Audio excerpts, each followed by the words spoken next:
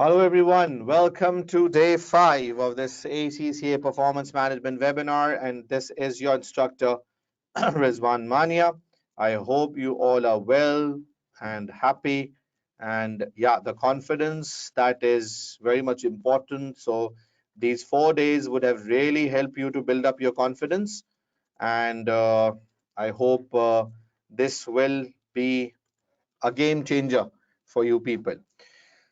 So, please share your feedbacks up till now, how these 5 sessions up till now went, 4 sessions up till now were for you people. Please give your feedbacks in the chat box.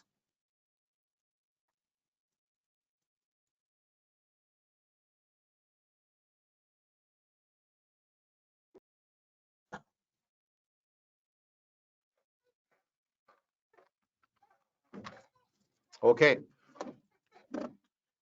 So, and I hope these are the one that works good for you. And at the end of the day, what matters is, are we passing the paper or not? So I hope this webinar will overcome whatever weaknesses you have, and it will help you to ace in your examination as well. As far as my help is concerned, so I'll be with you people till the end, so that I can provide you maximum support, and you people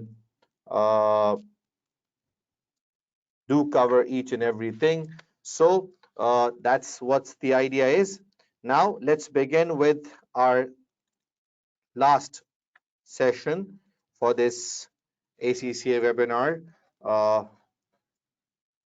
September 21. Okay, I'm just sharing my screen in a while.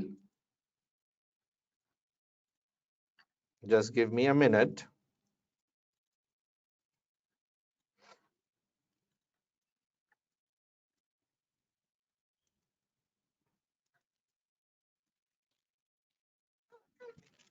Okay. Yeah, here I am.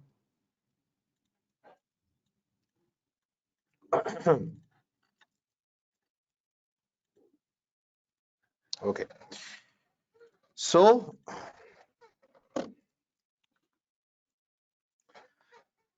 welcome to day 5. This is your instructor Rizwan Maniya. Let's see the today's agenda. What we gonna cover in today's session. So the day-wise plan was very much clear to all you. For day-wise plan was very much clear for all of you.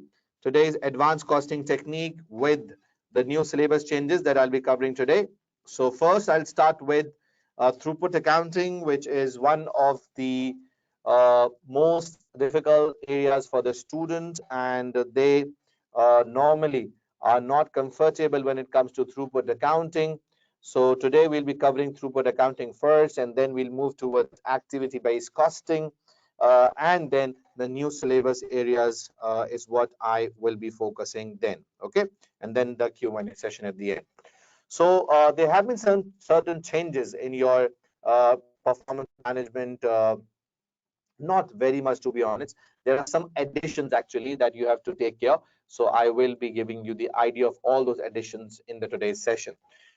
This is my WhatsApp number. Now, those who are not part of my WhatsApp group yet, so this is my WhatsApp number for all of you. So please, you can send me a quick WhatsApp message at this number, so that I will add you in the WhatsApp group, and obviously that group will be a useful one. I will give my support till the end, so make sure you are part of this group. You can send me a quick WhatsApp here.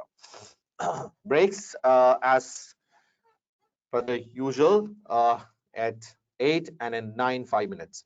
So here we go with throughput accounting first. Now, theory of constraint is a very important word. So what is theory of constraint?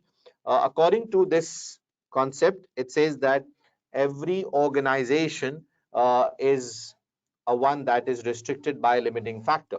So in every organization, there is at least one limiting factor that doesn't allow organization to I will teach the new topics today. This is what I mentioned. If you were listening me carefully, I did mention that once I'm done with this, then I will. Okay. Now, for theory of constraint, as I mentioned, that theory of constraint is basically a concept which says that every organization has one limiting factor that doesn't allow organization to maximize its profits. Okay, so there is at least one limiting factor in every organization. Now, there are two solutions to deal with theory of constraint. One is the long run solution. And what's the long run solution? Long run solution says that eliminate the limiting factor. That is, if now what is elimination? For example, if there is a machine that is a limiting factor, and you have a shortage of machines, so buy new machine. So buying new machine will eliminate the limiting factor. Okay, buying new machine will eliminate the limiting factor. Just keep this in your mind, right? So buying new machine will eliminate the limiting factor. For example, if you have a labor shortage, so hire new labor. Hiring new labor will again eliminate the limiting factor. Okay, so this is long run solution, eliminate the limiting factor. What is short run solution? You can't eliminate limiting factor if there is a shortage of machine hours, if there is a shortage of labor hours. So deal with that. Deal with that, and you have to deal with those by using throughput accounting. So it's the throughput accounting that you will use to basically deal with the limiting factor. Okay. So what is throughput? Throughput is based on three important concepts. The first is the throughput formula, which is sales minus all material costs, where material is the only variable cost. Now, in throughput accounting, because throughput takes a very, very, very short-term approach, so throughput says that material is the only limiting factor. Okay, material is the only limiting factor. Sorry, I beg your pardon. It says that material is the only variable cost, right? So according to throughput accounting, material is the only variable cost. Then it says, what about direct labor and what about your variable overheads? So it says that these two are basically part of your operating expenses. Okay, and operating expenses are fixed in nature. So these two are actually assumed to be your fixed cost. Okay, these two are assumed to be your fixed cost, right? So it includes direct labor.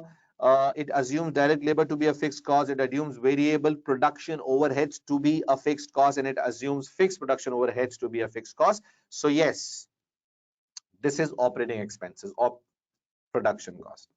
The third concept is, it says that inventory, if you want to keep inventory, uh, first it says that don't keep inventory, but if there is a limiting factor, so it says that at least to support the bottleneck, you can keep low inventory. To support the bottleneck, you can keep inventory so that if there is some problem and you haven't received, for example, if you don't have the if there is a shortage of for example material and something like that, for example, so normally we do keep the inventory in hand so that our production doesn't stop. So it says that you should have some semi-finished form of products available. You should have some inventory before the bottleneck, prior to the bottleneck, so that in case of some stoppage in the operations before the bottleneck, the inventory will ensure that things will move on. Okay, so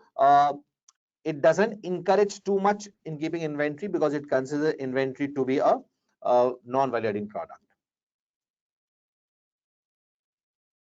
Okay, we deduct all material cost, right?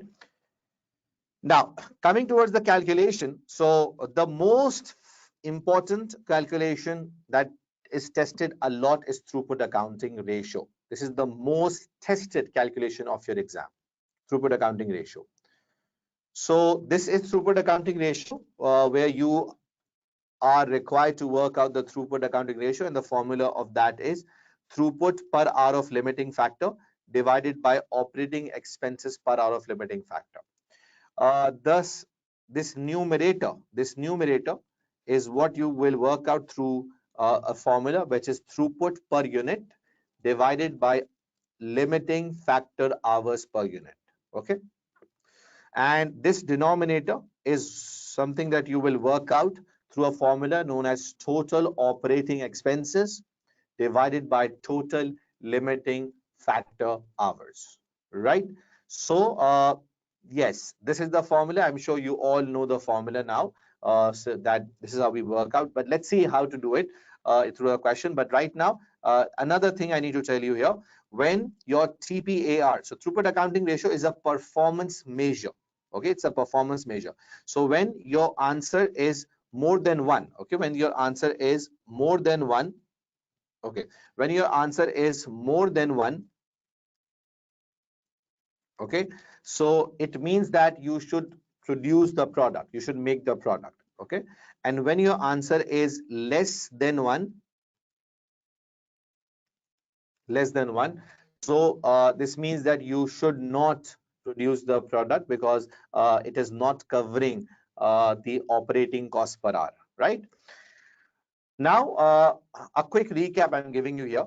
If you want to improve your TPAR, if your TPR is less than one and you want to improve it, so there are certain ways. And what are the ways? Let's see. First of all, decrease the material cost per unit. So if you decrease the material cost per unit, so it improves your what you say throughput, and like this your TPR will increase. Secondly, it says that reduce the operating expenses which are fixed in nature. These we are talking about. So reduce these operating expenses, and if you reduce the operating expenses, this means your operating expense per hour goes down, and like this, your TPR will increase. Third is reduce or decrease the time to make each unit. Okay, decrease the time to make each unit. So this is one more way.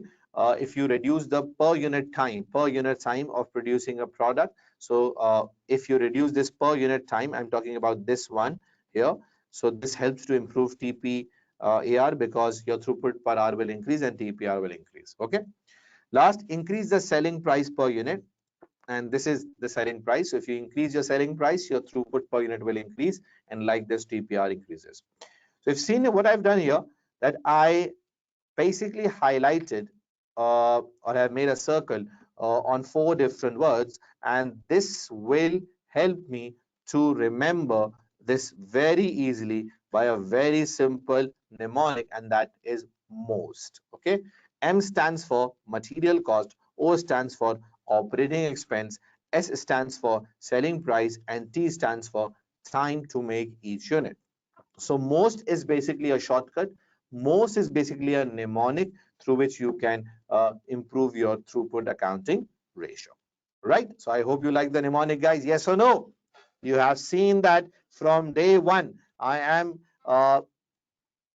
giving you good amount of mnemonics, and this helps you to remember the theory, right? Right.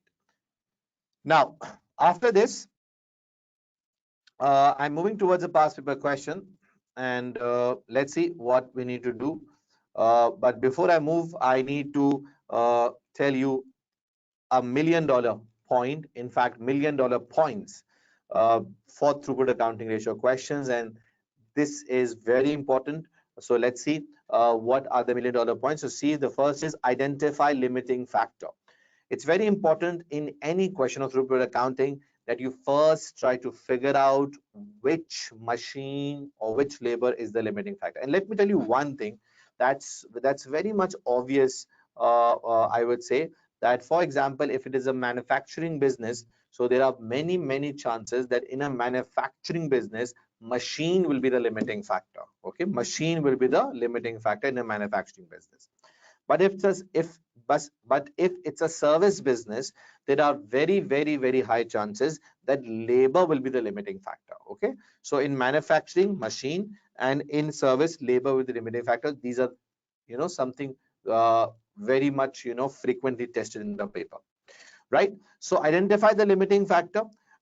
You will be really lucky if it is given to you. It will be very clearly mentioned that this is the limiting factor. Otherwise, you need to find the limiting factor. Okay, otherwise you need to find the limiting factor, and there are different ways to find out limiting factor. So we will learn one of the ways through which we will find out the limiting factor today. Second, identify limiting factor. Now, once you've identified the limiting factor, once you know which machine or labor is a limiting factor for that particular machine or labor, you have to find the total hours and hours per unit. So for that particular machine or labor, you will find total hours or hours per unit. Okay. Then you have identify the selling price and the question of different products or services. There could be a service business question as well. My friends, you people really struggle when it comes to a service organization. So I want to keep this in your mind that, okay, be ready for service organization questions, right? So identify selling price and material cost per unit, right? Uh, and remember, these are the $1 million tips, $1 million points that you have to keep in your mind when you are solving any question of throughput accounting, because if you are able to keep this in your mind and while reading the question, if you do find out these things, it will be really, really beneficial for you. Okay. So let's now move towards a past paper question, and let's see what we need to do here.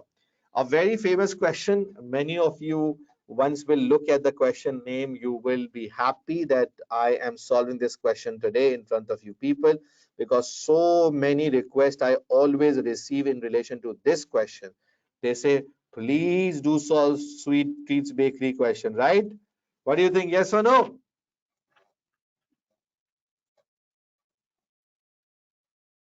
Right. So that's why I am using this question today in our class to make sure your concepts gets better. And yeah, to be honest, one needs to agree that this basically was a different sort of a question that came in your examination, and this question basically required you to do some different work. So that's why let's see how to handle this question. So yeah, you are lucky, Shahid, that you did solve today and you could not, and I'm solving the same question in front of you, right? Okay. Let's take few questions here. Okay, let me repeat the inventory part. I said that throughput accounting says that inventory is a non-value adding item, so you should not keep inventory, okay? Because the more inventory you hold up, the more your cost will be built in the inventory. So the focus is on selling the inventory rather than keeping the inventory. But it says that, yes, if there is a bottleneck situation, so just to support the limiting factor, for example, machine 2 is a limiting factor.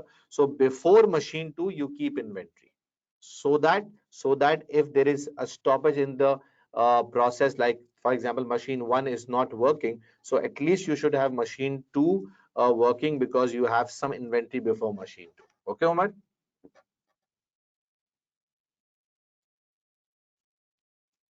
Okay. Listen, if fixed cost is given, variable cost is given, and direct labor is given, all three will be part of operating expense. Now, if fixed cost is given, so yes, you will add that into operating expense. Okay. This is the past paper, my friend Abdul Kadri. This is the past paper, what I'm doing here. T in most is time to make each unit. If you reduce the per unit time, so like this, you can improve the throughput per hour, and like this, you can improve TPAR. Okay, Azan?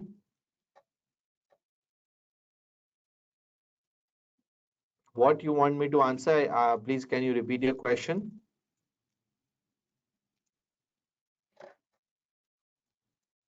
Okay.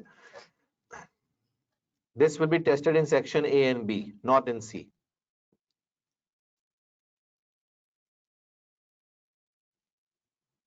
Okay. Now let's start. Sweet Street Bakery makes three types of cakes: brownies, muffins,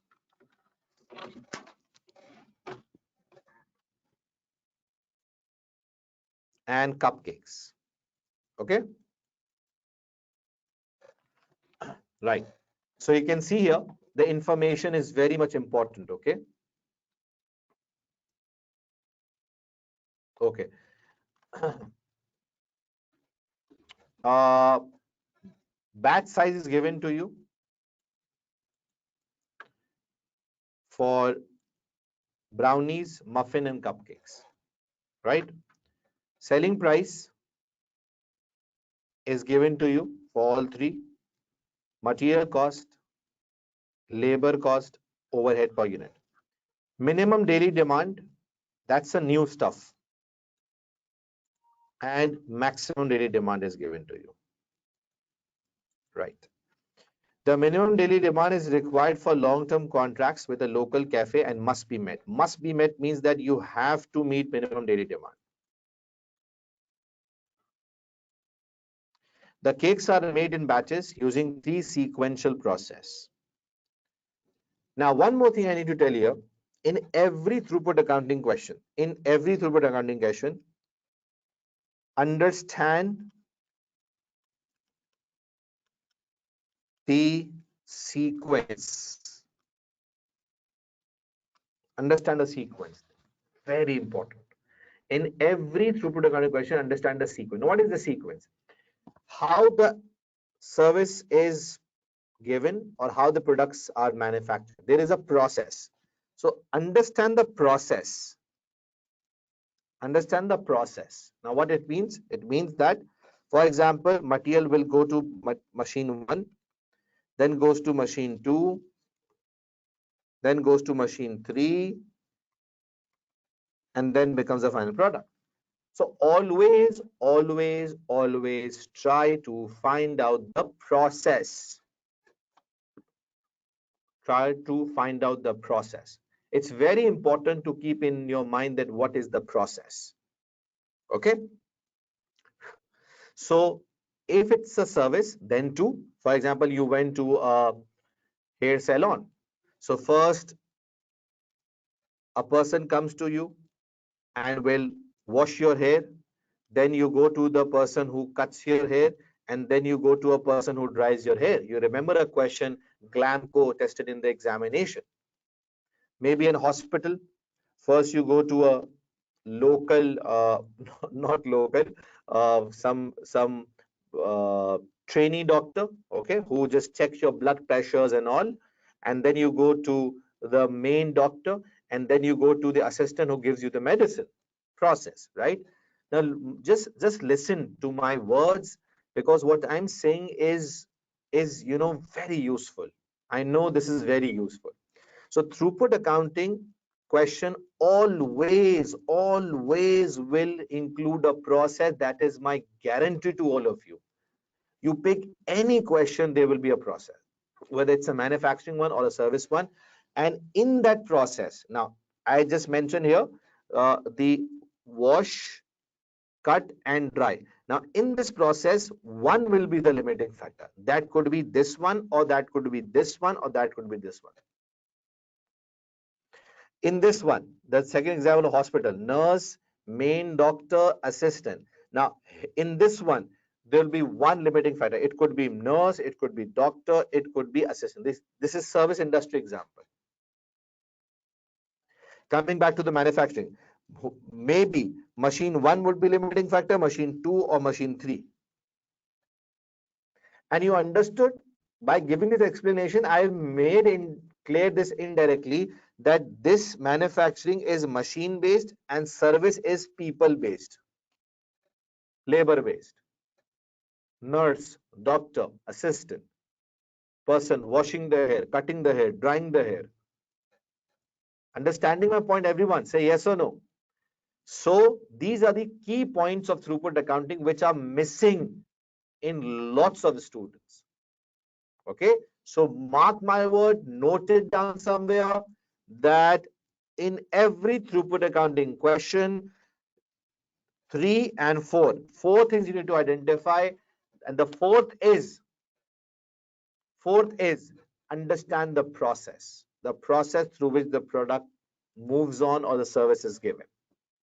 And if you understood that process, machine 1, then 2, then 3, then becomes the final product. So in that process, one one will be the most limiting factor.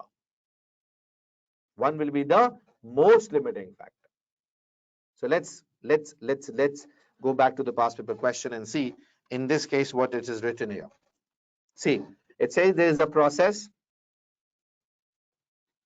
and what's the process? First weighing is done, then mixing is done, and then baking is done. Weighing, mixing, baking. See, this is the process, right? So now weighing could be a limiting factor, mixing could be a limiting factor, and baking could be a limiting. So this is the process. If you want to make a cake, so first you go for weighing, then you go for mixing, and then you go for baking.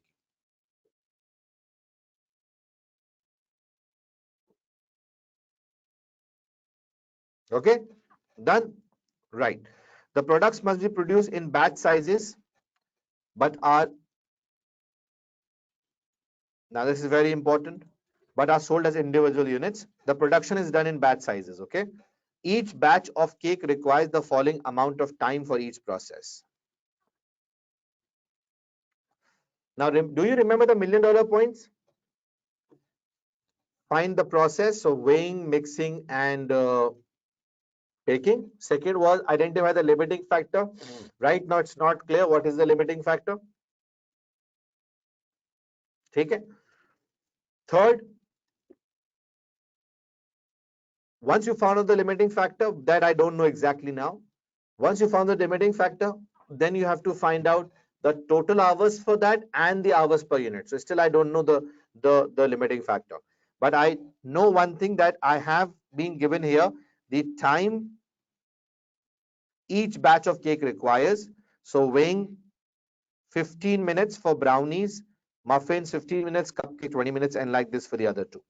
Then it says that the baking stage of the process is done in 3 ovens, which can be used for 8 hours a day.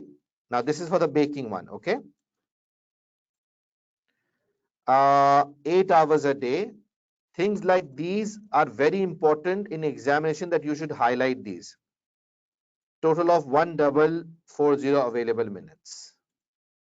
Oven have a capacity of 1 batch per bake, regardless of product type. Sweet Street Bakery uses throughput accounting and considers all costs other than material to be factory cost. That means it's a fixed cost. Got it? On Monday, today's Friday, on Monday, in addition to the baking ovens, Sweet Street Bakery has the following process resources available. Okay.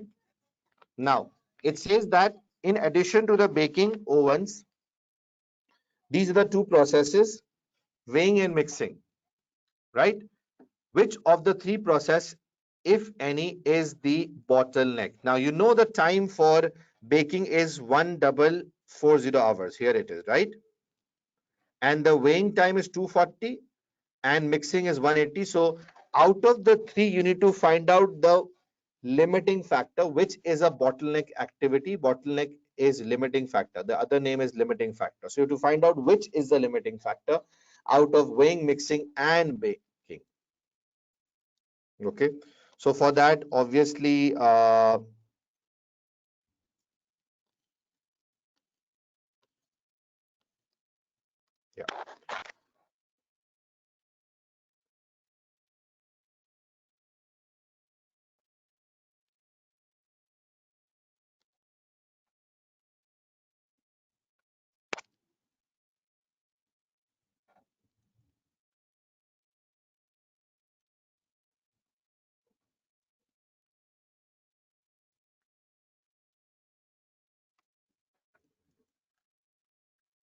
Okay. Now, let's begin with the workings. The first question, part A, and the question is,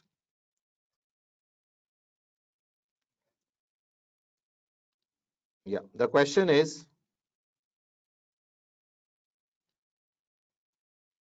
Okay.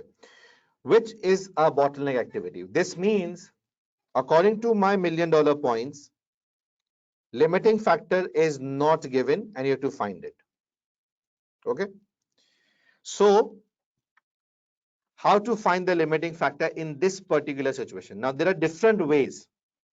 One way is to find out by looking at the slowest activity, the slowest process, the one that takes more time per unit is the slowest process. Okay. Right now, the method that I will be using here to find out the limiting factor is a one in which I will be basically calculating two things. I'll work out the time available and required. So let's see, I need to produce brownies, muffins, cupcakes. Okay. And through this, I will get the required time. Process is what? First weighing, mixing, baking. Okay. So for this, what things we need to keep in your mind? First of all, it's very simple.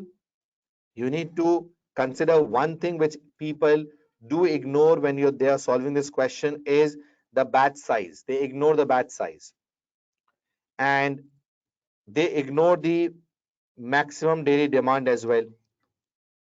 Now, because I need to work out the maximum time, so I need to consider the maximum daily demand, which means, can you tell me if 140 units is what I need to make for which product? Brownies. 140 units I need to make for brownies, and one batch requires 40.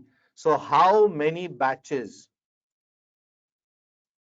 How many batches we need to make?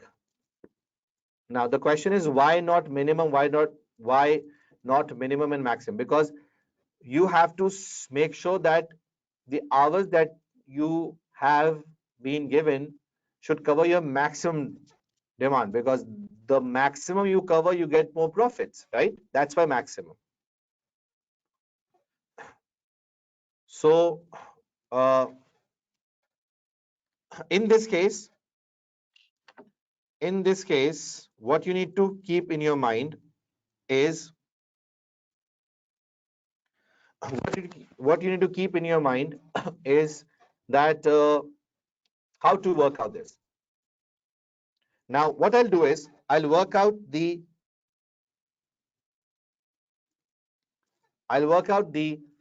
batches that I need to make. So for brownies, as I mentioned, 140 divide by 40. So what is the answer? 3.5 batches, right? Okay. Now the second one, 90 maximum daily demand divided by 30 batch size. So what is the answer? 90 divided by 30 means 3. Okay. Understood? Yes or no? Right?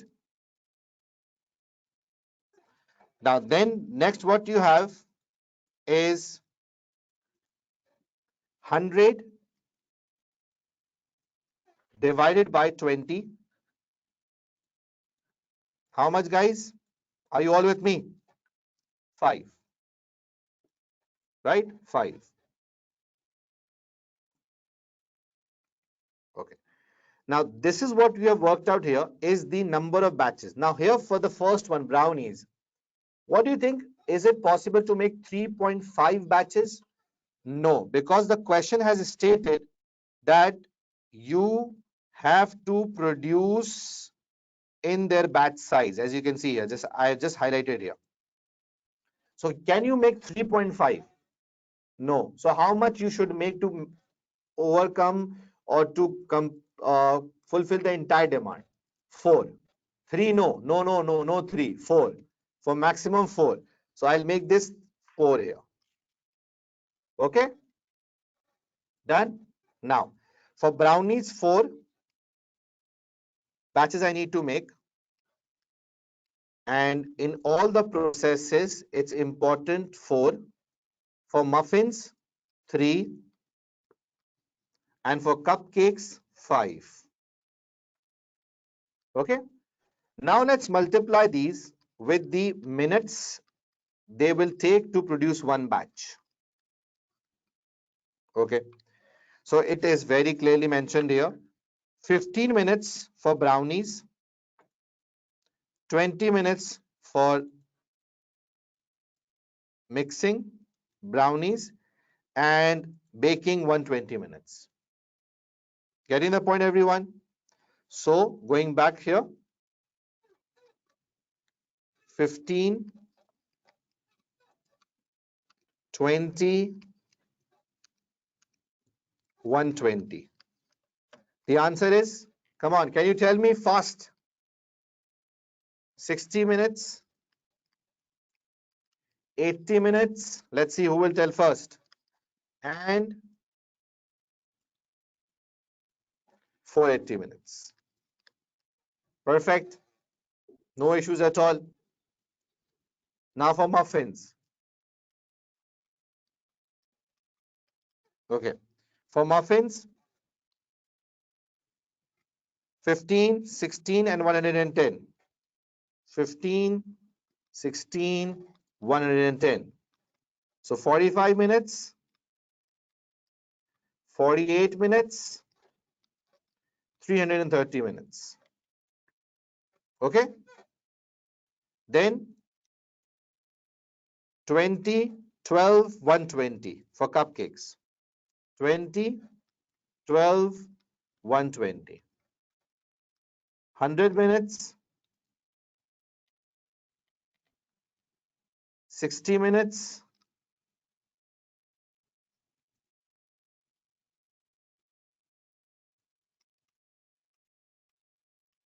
okay?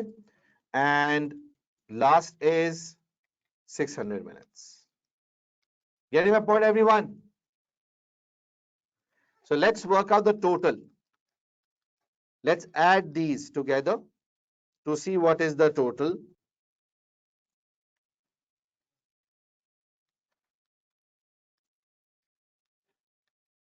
For each.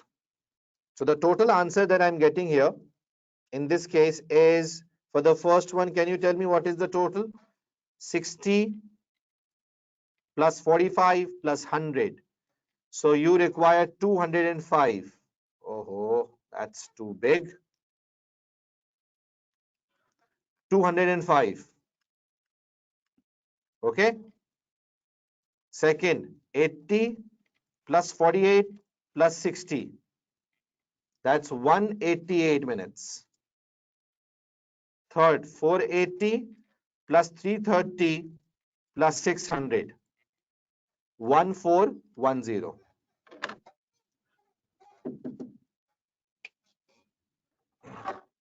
1410. Right? Now, once you have worked out the required, it's time to work out the available now. Available. Let's see the availability of weighing first in the question. 240 minutes. Availability of mixing. 180 minutes. Availability of baking. 1440, right? Here it was given 1440. Okay. Now, which one of you think has spare capacity, or which one of you think doesn't have spare capacity? So here, if I highlight in front of you, so you need 205, you have 240. Sufficient you have. You need 1410, you have 1440. Sufficient you have. So machine M is the limiting factor, because you need 188 and you have 180. So this is one way to find out limiting factor by comparing hours required with hours available. You compare hours required with hours available. This is one method to find out the limiting factor, is to compare hours required with hours available. And this is how you find out the limiting factor. So if you see here, two are the machines where you don't have shortage, you have a surplus capacity. And two are the one where one is where you saw that there is definitely the shortage, and that's the limiting factor. So the answer is mixing is the limiting factor. Say yes or no. Everyone, is this clear?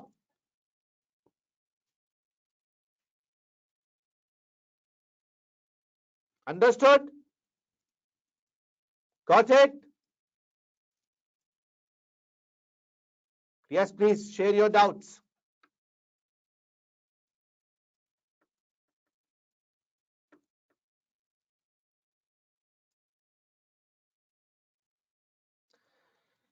3.5 batches. Come on. The questions mention that you make you make in batches. You make in batches. So how can you have 3.5 batches? Either you will make 3 batches or you will make 4 batches. Okay, so you will take 4 to complete the maximum demand. Beatrice, yeah, agreed. This question overall is a very lengthy one considering the marks. If it is 3.4, if it is 3.5, it is 3.9. In all cases, 4 batches. It's a common sense thing, Saad. Even if 3.1, then also 4 batches. Because to complete the demand, you must produce 3.1 batches.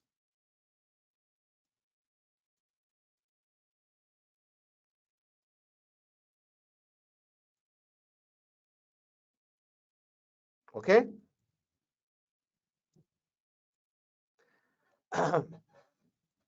Every section of PM is difficult or every section is easy. Depends on the question where difficult comes in section B, A or C. Yeah, Saad, this has nothing to do with rounding off. This 3.5 is not rounding off. It's a common sense thing that you have to make 4 to complete the demand, right? Because the production needs to be done in complete batches. Yeah, Saad, you're right.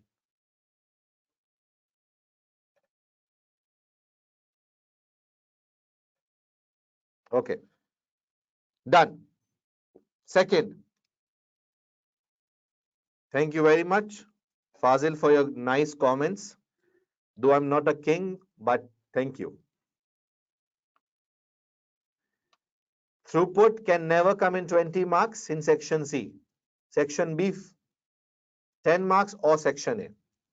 Now, should we move? The same scenario, question has changed. Monday, it was mixing.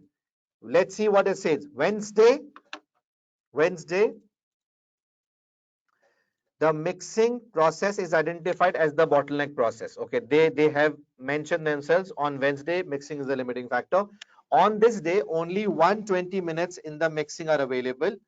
The minutes are also mentioned here, are available. Okay, assuming that Sweet Street Bakery wants to maximize profits, what is the optimal production plan for Wednesday?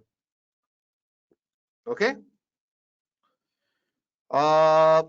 right. So optimal production plan. Now, what it means? Now, let me tell you one thing. Your questions of throughput accounting can come to work out throughput accounting ratio, or it could be a question of multi-product decision making. It could be of multi-product decision making as well. If it is of multi-product decision making, so what you can do is you can work out throughput per unit, because you have to decide which product to make first. Then you can work out throughput per limiting factor hour. Third, you will rank the products. Okay. This ranking you will do on the basis of throughput per limiting factor hour, or you can even do ranking on the basis of TPAR. And fourth is optimum production plan is what you can devise. Optimum production plan.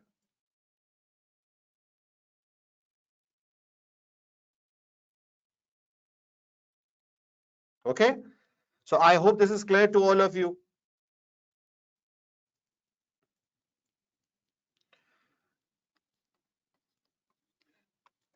Now, the question that we are solving right now, I just want you people to note these 4 points quickly in a minute or so.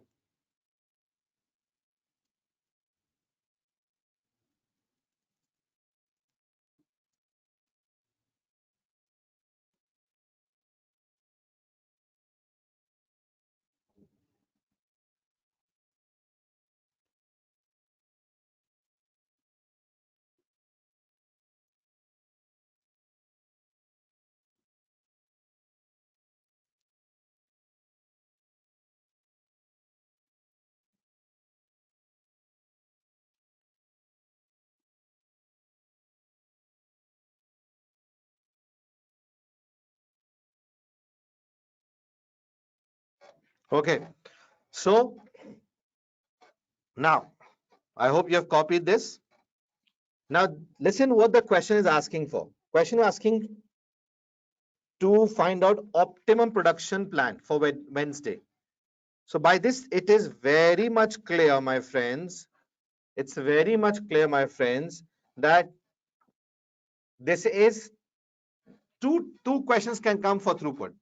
Only two types of question can come. One, either for the ratio or the multi-product. Okay. So that's type 2, where you have to prepare an optimum production plan. Done. Now, let's start with this one. We need to prepare optimum production plan, and this is the most toughest question, I would say. This is the most toughest question. So as I gave you the instructions to first work out throughput per unit. So let's begin. We have brownie, muffins, cupcakes. Now this is the most toughest one.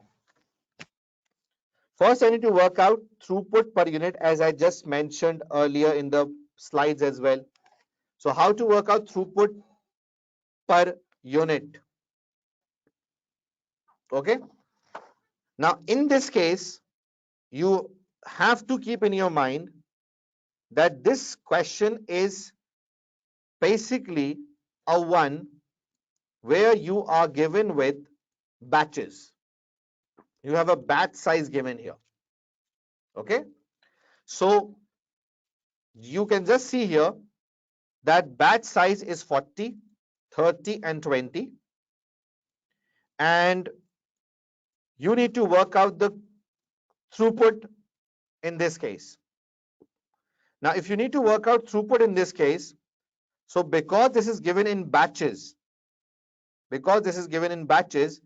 so you cannot do working of throughput per unit. You have to convert this into batches. So you need to work out throughput per batch, not unit here, per batch. That's one mistake students do. The information that you have here, this one, is unit-based information. So you need to convert this into a batch. Can you do this? Yes, you can. Why not? Let me show you one working here. Oh, let's open a calculator. And hello, can you come here, please? Yes, great. 1.5 minus 0.25 minus 0.4. 0.85 is, sorry, I beg your pardon, 1.5 minus 0.25. Throughput is sales minus material cost. So 1.25 is the throughput per unit. You multiply this with, in one batch, how many units do you have? 40. 40. Multiply this with 40. You get answer of 50. Answer of 50. So yes, my friends, this is what you people have to keep in your mind. Yes, I will be covering new topics today. You need to wait, please. I will cover new topics. Don't worry. At the end today, once I'm done with the questions, I will then come to the new topics. Okay. I'll give complete preference to new topics. If I'm short of time, so I'll cut down a topic of ABC and will come first to that. Don't worry. Chill. Rizwan Mani is with you. Don't worry. Okay.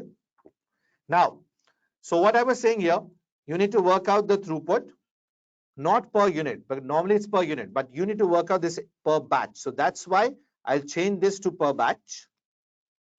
And the working would be 1.25 throughput into 40 units means 50 is the throughput per batch.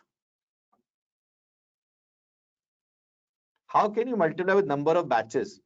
In one batch, you make 40 units, right? One unit throughput is 1.25. Multiplied by 40 units throughput is 50, which is a one batch. Because in one batch, you manufacture 40 units. It's the batch size, right? And secondly, okay, that's great. Now, second one, 1.4 minus 0.15 minus 0.45. Can you tell me throughput per unit of muffins, please? Nobody is helping me here. Why? 0.8. Okay. Multiply by 30. Sorry, 1.4 minus 0.15 into 30 is 37.5, right? So 1.25 into 30 is 37.5. Can you tell me the third one, please, anyone? 35. 35. Great. What is the throughput per unit?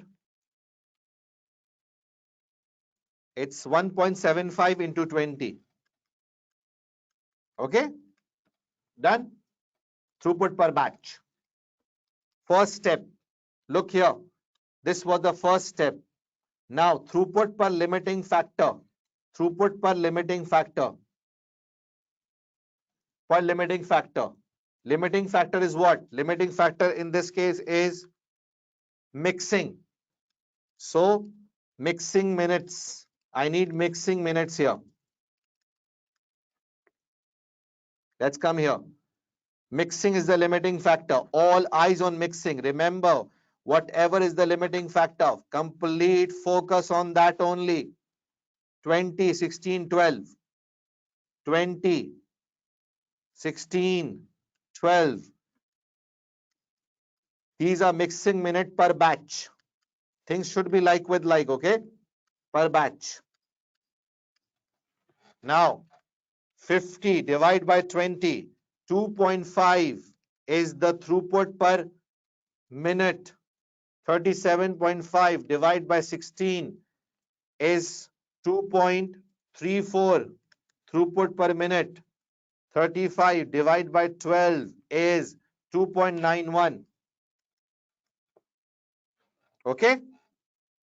Now, step 3 says ranking. Ranking. The one that gives you highest throughput per minute. The one that gives you highest throughput per minute. You will produce that first, which is giving you the highest throughput per minute. C. Produce C first.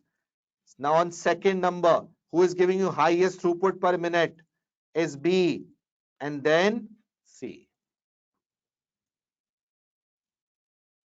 Okay? Agreed, everyone? Happy?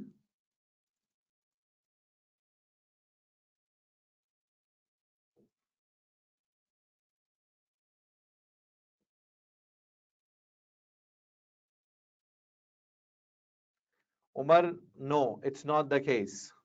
Whenever it's throughput, it's very clearly mentioned.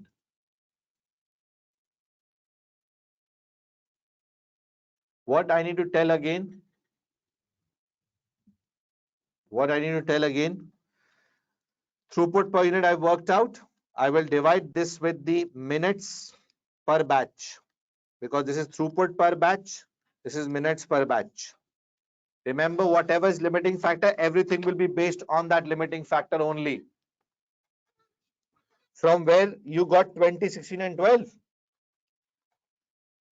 No man, we got 20, 16 and 12 from USA. Here it is, man. It's giving the question. Sometimes things are given in the question and we are searching where is that, from where it came. Man, it's in the question. Okay? Okay. Done. Now ranking done.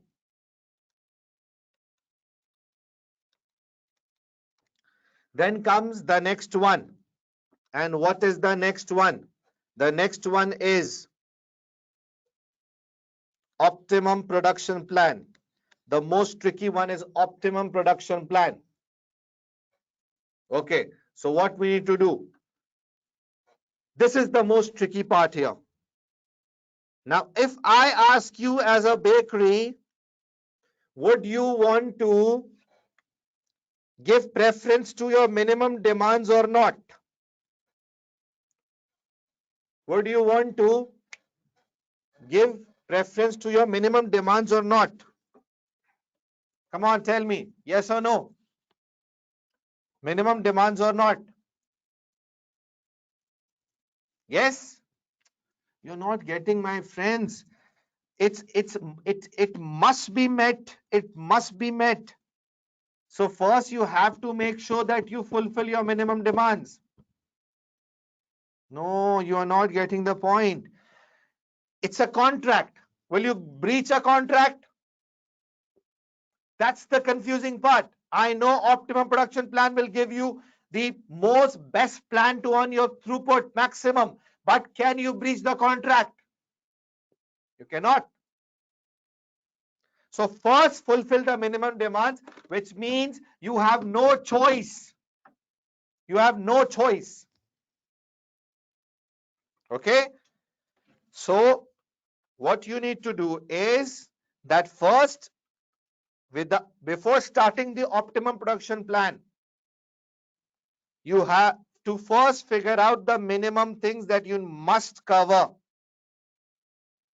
So for brownies, for muffins, for brownies, for muffins, and for cupcakes, first you need to fulfill the minimum demand. You don't have any choice, my friends, which means if I go quickly back to the question, I will just highlight the minimum stuff. 30 for the first one, 20, 10 for the second one, and the third one. This means that, can you tell me the minimum one?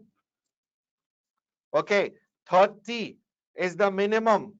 So batch size is 40. You can't ignore the batch size. So 30 divided by 40. 30 divided by 40, the answer is how much? 0.75. Now, are you allowed to make 0.75 batches? 30 divided by 40 is 0.75. Are you allowed to make 0.75 batches? No. So what option do you have? At minimum, what you do make? One batch. So, one batch. Fixed. Second, 20 divided by 30. 20 divided by 30. No, again. Minimum, one batch. Third, 10 divided by 20. Can you make a half batch? No, one batch. Minimum batches to produce, you don't have any options. So just set aside these first. Just set aside these first. Now, how many hours do you have? Hours available to you are mentioned in the question. that is 120 minutes. So from these 120 minutes, you don't have any option. You must complete these 111 batches. Let's work out the time. One batch of brownies will be made in 20 minutes. 20 minutes gone. One batch of muffins requires 16 minutes. 16 minutes gone. One batch of cupcakes requires 12 minutes. 12 minutes gone. Entire focus should be on mixing. Don't look at other things. Once you found out the limiting factor, your complete focus should be on limiting factor only. So are you left with something? Yes, you are left with something. This is the minimum stuff that you have to make sure. You can't do anything for that. So it's what? It's 12, right? Plus 20 plus 16.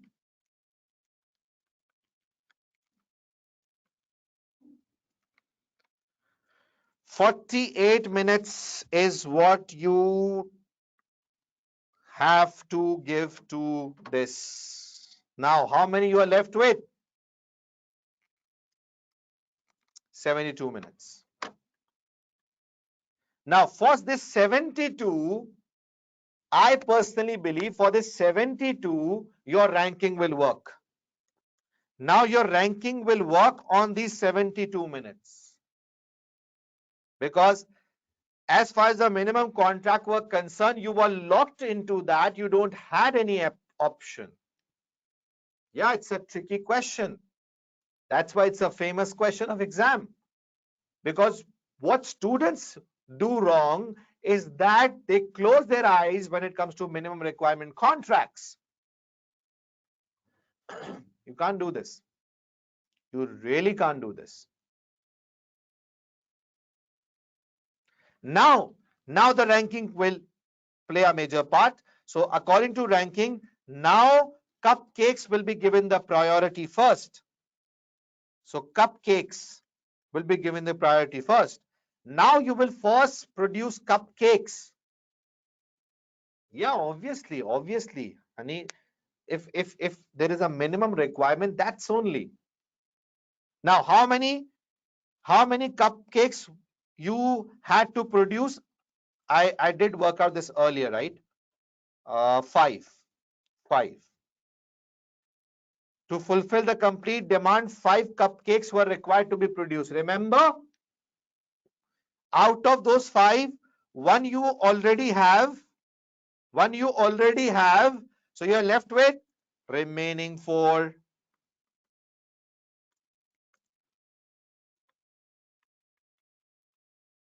Now, do you have hours for that? Yes, you do have.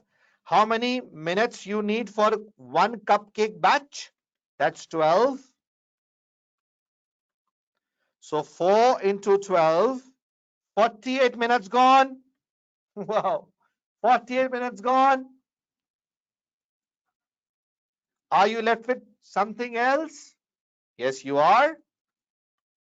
We are left with 24 minutes. Which is the second one? According to ranking, Mr. Brownie. It's your turn, Mr. Brownie. Mr. Brownie is second in terms of ranking. So what is the demand of brownies maximum? We are required to make 4 brownies batches. 4 brownie batches. Now, 1 is the minimum, 1 that has been fixed. So 3 brownie batches you still can make, but you have to keep in your mind that you just have 24 minutes. And 1 brownie takes 20 minutes of mixing. 20 minutes of mixing. Oh man. So this means I can just make 1 batch of brownie further. After the minimum, I can make just 1 batch of brownie. Yes or no? Yes. True. So for brownie, 1 more batch. into 20 minutes. 20 minutes. So you'll be left with 4 minutes. Unused 4 minutes. You can't do anything for these 4 minutes.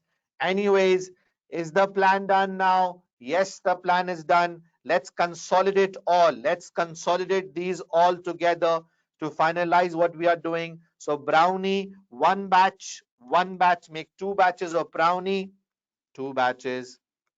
Muffins, just 1 batch. Muffins, we don't like muffins much. Do you like muffins? And cupcakes is the most highest one. 1 batch and 4 makes 5 batches of cupcakes. Is this the answer? Yes, this is the answer. But sir, we don't, brownies don't get it. What you don't get it? It's so simple. I'm telling you that you are left with 24 minutes. Now, 1 batch of brownie takes 20 minutes. So you can just make 1 more batch of brownie. 1 more batch of brownie, I'm saying. Okay? Getting the point. Right? So what's the final decision? Final decision is what? 2 batches of brownie, 1 of muffin, 5 of cupcakes. Now, what's the batch size? 40, 30 and 20. Multiplied by 40, 80 brownies. Multiplied by 30, 30 muffins. Multiplied by 20, 100 cupcakes. Because the final answer had to be given in units. What a question, to be honest. Examiner required you to do entire working in terms of batches, and then at last asking the answer in units. Wow. You are required to do entire working in batches and final answer in units. Complete confusion. And to be honest, now I'll be honest here.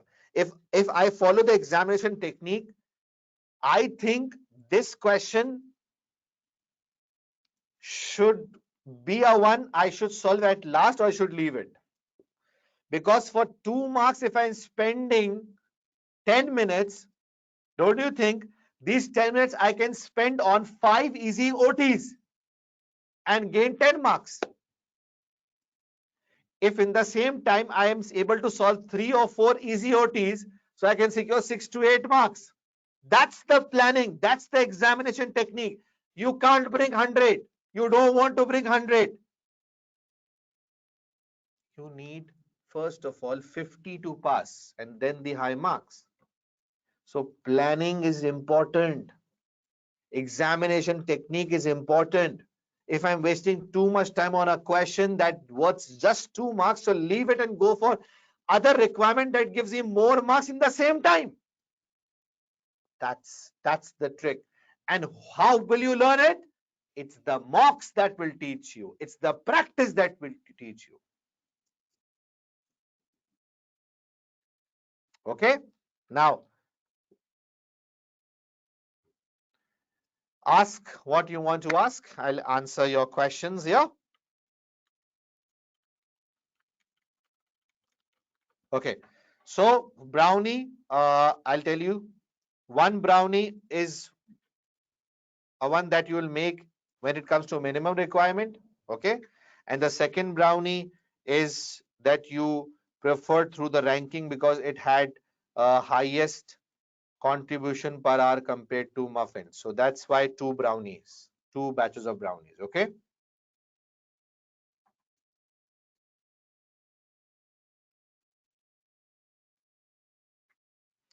Azan, it's a common sense, to be honest. It's nothing to guess, please.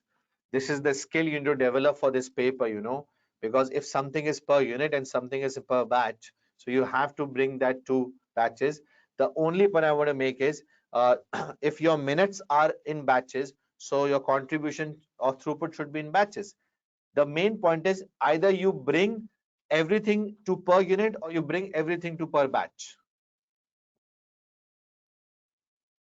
For mock, I have mentioned what's the plan, and I'll further mention today at the end of today's session the WhatsApp group. No other question is like this up till now. We are not left with 12 minutes. We are left with 4 minutes. 4 minutes. We had 24 minutes. 20 gone for the brownie. So we are left with just 4 minutes. From where you are bringing this 12 minutes? Mohammad Saad Ali Khan.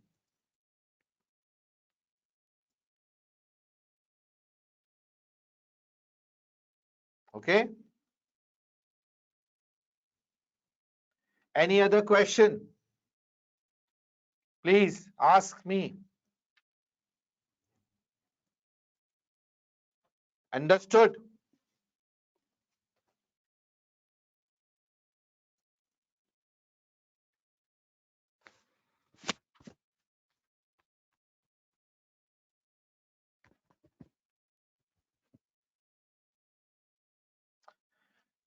Okay. That's great. Yeah, in that case, Saad, it's okay. In first question, I worked out 240. Now where is 240? Oh man, this is available in the question. You're not getting the point. See, this is given here in the question. See, right? Yeah, Dure Nayab Fatma. Yes, 4 minutes are waste. We can't do anything for that, right? Okay, perfect. Done, guys. Happy? Should we move now? Let's move on. Sweet Street Bakery has done a detailed review of its products, cost and processes. Which of the two following statements will improve throughput accounting ratio? I did mention how to improve the throughput accounting ratio. For that, I mentioned you a mnemonic, and the mnemonic was MOST, most. Remember? Let's see. The cafe customer wants to negotiate a loyalty discount. Now, if your customer takes discount from you, so if you give them the discount, you are reducing your selling price, and if your price goes down, your throughput accounting ratio, TPR, will go down. Not the right option.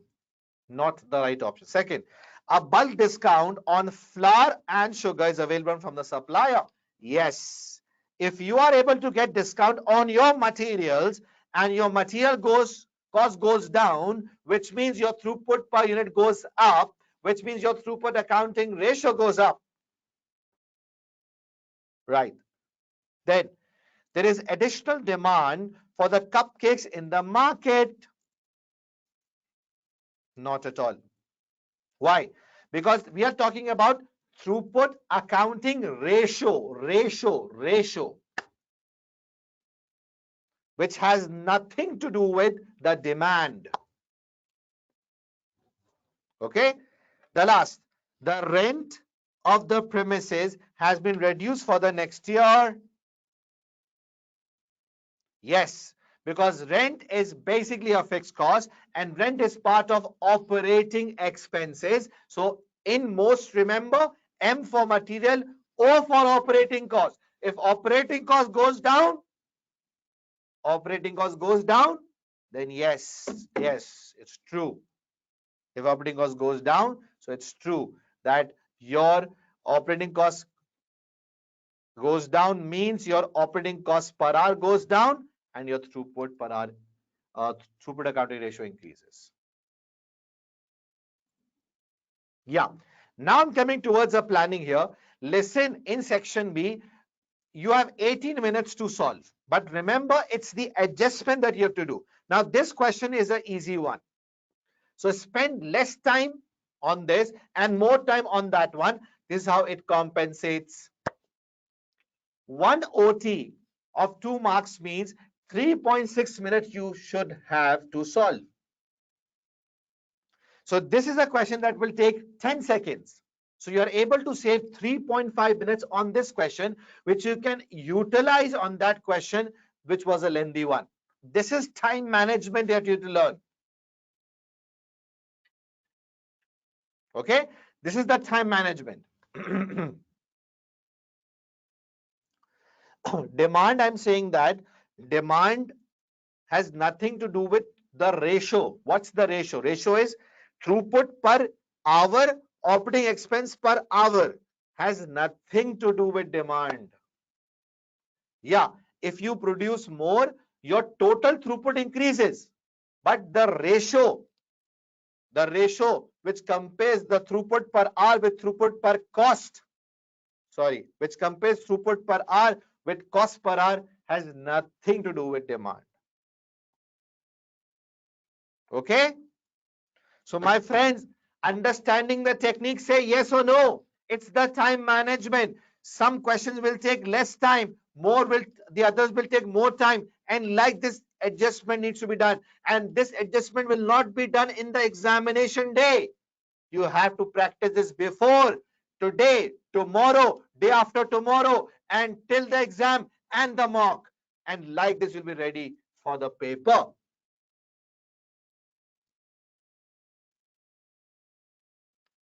I hope this is clear. I hope you all are happy. I'm giving you a small task, a challenging task to solve this question. With the same, I'm giving you a break as well. You have an 8-minute break here in which 4 minutes to solve this and 4 minutes for your own party. Okay, great. So let's take a break of 8 minutes. With 4 minutes you have to solve this question and 4 minutes break. Your break time starts now.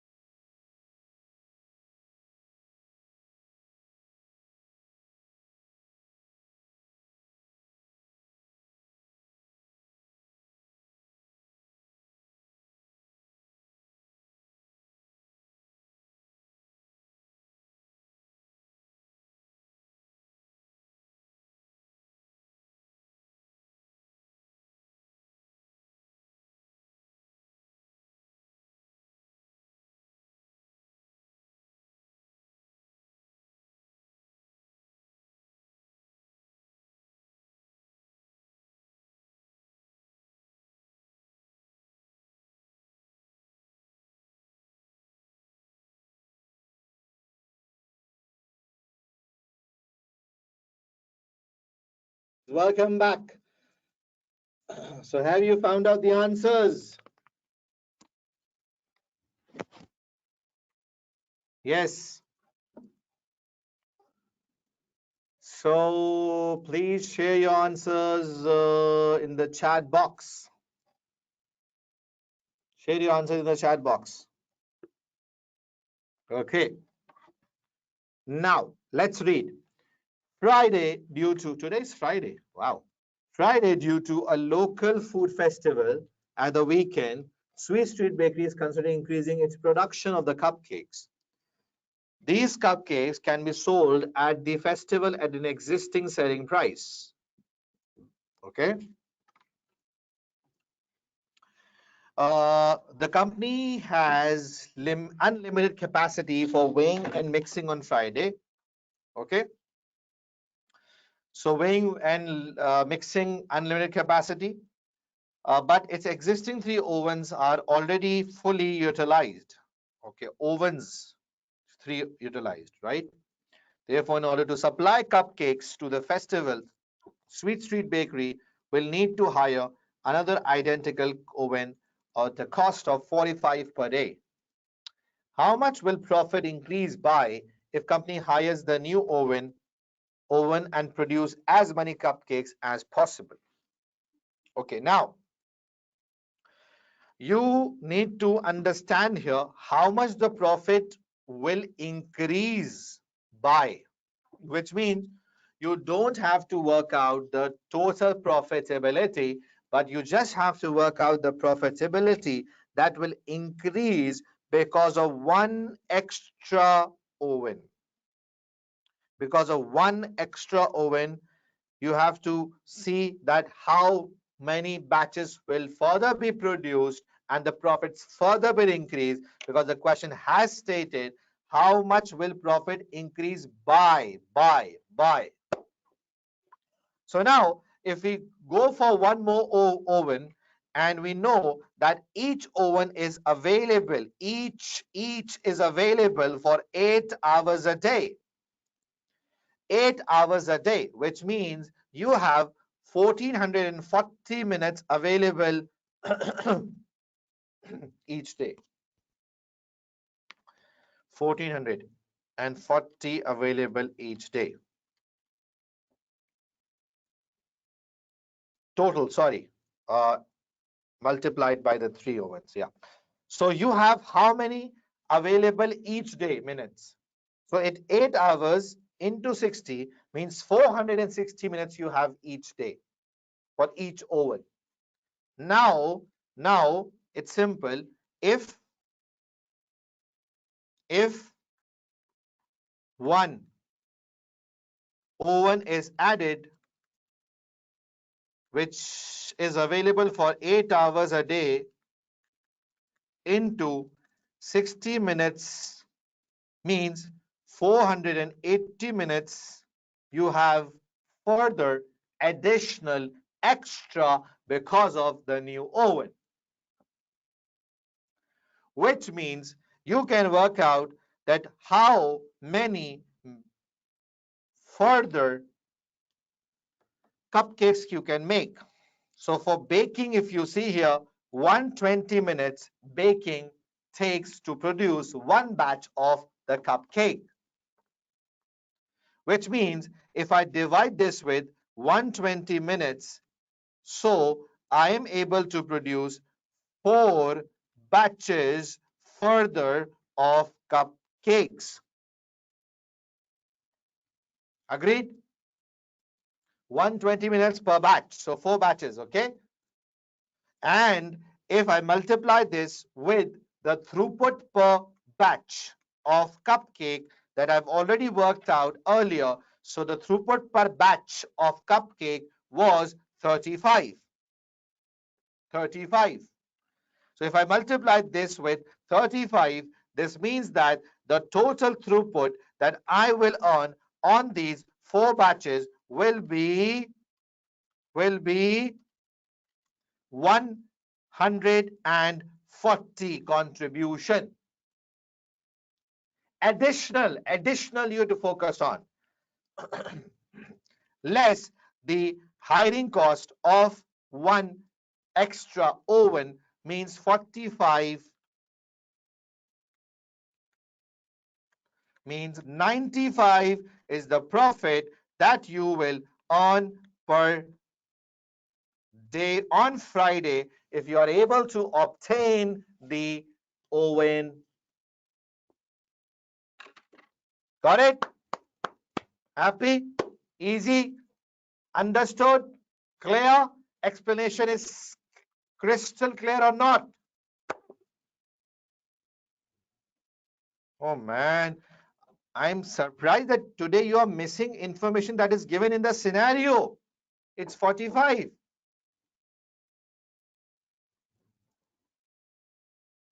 45 is given here.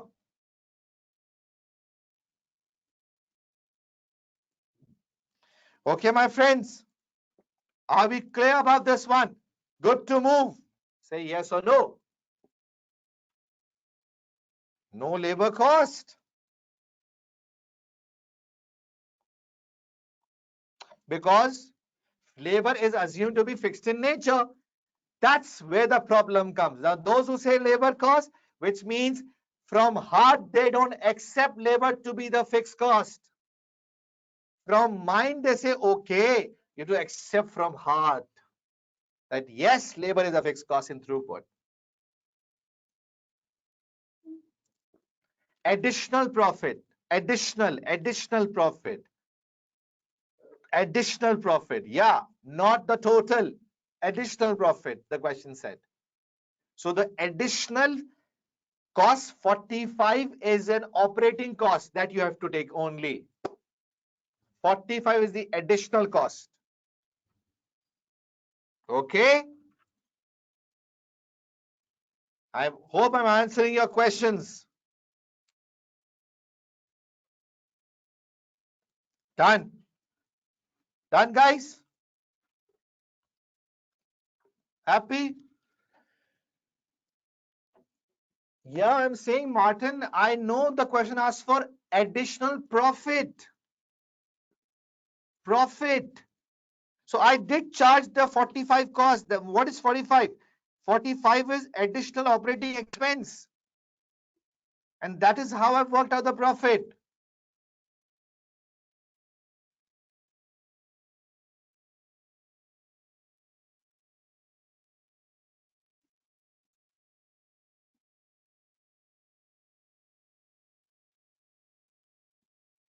Okay? So now this is clear to all of you, I hope.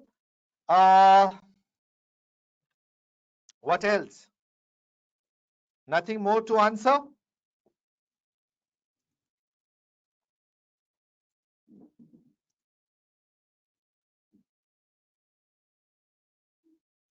No, we don't. We will not take labor and variable overheads because that's assumed to be fixed in nature, which means that is part of the operating expense, and fixed cost is a cost that remains constant. If you produce further units, by the rule book, fixed cost should not increase. So if it's a fixed cost, it should not increase. That's the concept. Okay, that is why we will not deduct labor and variable overheads. Yeah,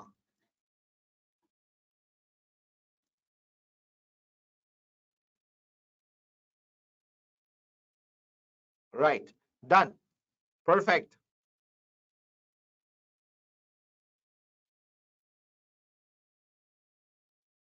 Maru, your question is why took baking CC? Baking CC. What's baking CC? Why took baking cupcakes? Because the question asked me about cupcakes. And because the question did mention here that baking is the limiting factor. Because the question has mentioned that you need to just find out for cupcakes. That's why.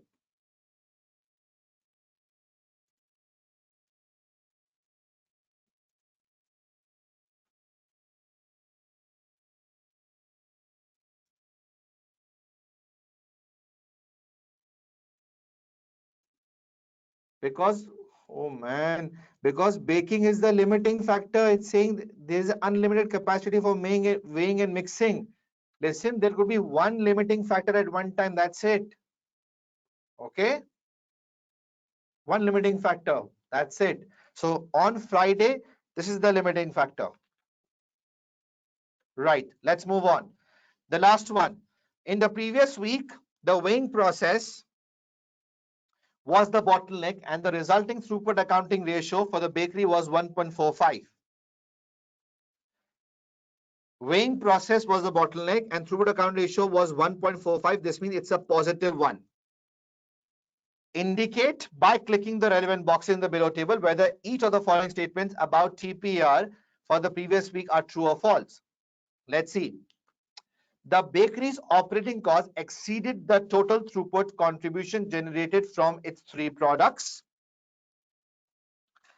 The first statement is this one. Okay. Second, less idle time in mixing department would have improved the TPAR. Okay. Improved efficiency during weighing process would have improved the TPAR. Now, what do you think about the third one? Third one is true or false? Now, weighing is the limiting factor. So, improving the efficiency of the weighing process would improve TPAR? Yes or no? Yes. Remember most. MOST. T is what? Reduce the time to make each unit. If you reduce the time to make each unit, your TPAR would be better. Yes. Second, less idle time in mixing department would have improved TPAR? No, because mixing is not the limiting factor. If mixing is not the limiting factor, it will be of no use to improve mixing. Remember, whatever is the limiting factor, improving that only will benefit you. Done? Then what you have? Then what you have is very simple. The bakery operating cost exceeded the total contribution generated from three products is false, because the TPR is more than 1. If TPR is more than 1, which is indicative of the fact that your throughput per hour is more than the cost. If a positive TPR is there, this means your throughput is easily covering the cost. False. So the one statement is true, and that's the third statement only. I hope this is clear to all of you. This was a very good question. On your special request, I came up with this question. I hope I've made it really clear, crystal clear. Your feedbacks, guys. The first point is that when the cost is more than the throughput, your TPR will never be more than 1. Okay? Never be more than 1. If TPR is more than 1, this is indicative of the fact that your cost is covered by the throughput. Okay? Clear? Examiner says when there are difficult questions in the exam and where people didn't perform well, I might test those again. It's very much chance that those will come again. So remember that you are well ready. We are well ready for the question like this in the exam. Okay. So now what you want me to cover? The new areas or the ABC topic first? In the available time. Tell me, guys. It's the public demand. It's the public requirement I'm going to fulfill. Okay. Definitely the new areas. So let's cover new areas. And if you're left with time, then we'll go for ABC. Otherwise, I hope that's not a matter. So let's cover the new areas that have been introduced in performance management for September 21 attempt. Right. Let's begin. First of all, big data and a small addition in big data. Big data has been introduced with a small addition in big data. So I will explain you big data and the additional things as well in a very easy to way and with so many massive examples that your mind will be like this.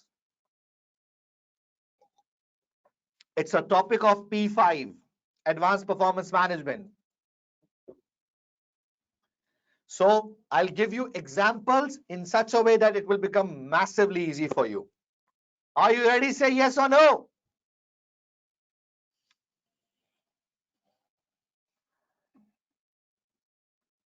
Those who are new to this session today, please send me a WhatsApp message on my number if you are still not part of my groups, so that you become part of my groups for any further help. Definitely, I'll be there till the exam day.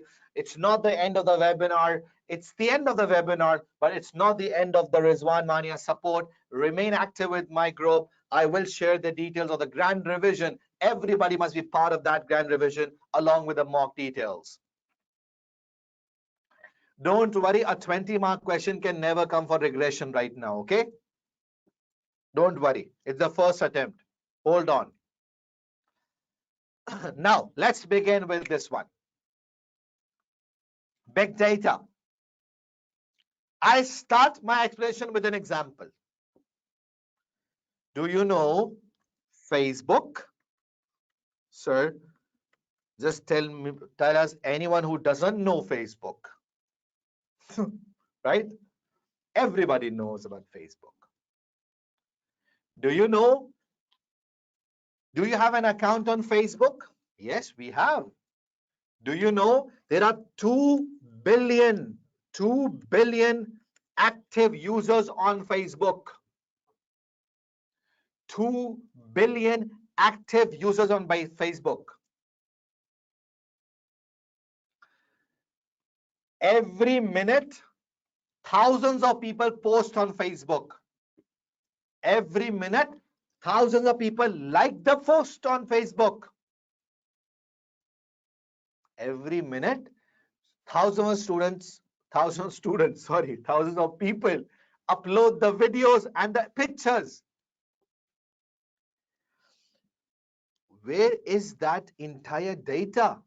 Who is collecting the data? It's your data? Maybe, but that data is in the data bank of Facebook.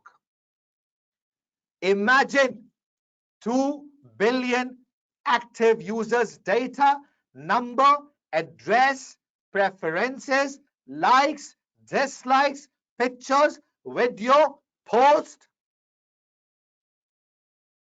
from the global people. Just imagine the amount of data Facebook has. And that's what is big data. So easy. Happy? Another example, google.com. Google.com. Do you have a Gmail account? How many of you have Gmail accounts?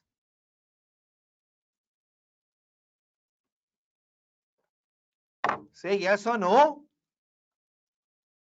So we do have Gmail accounts. Okay. Your Gmail account, your Google Drive has the data that you store.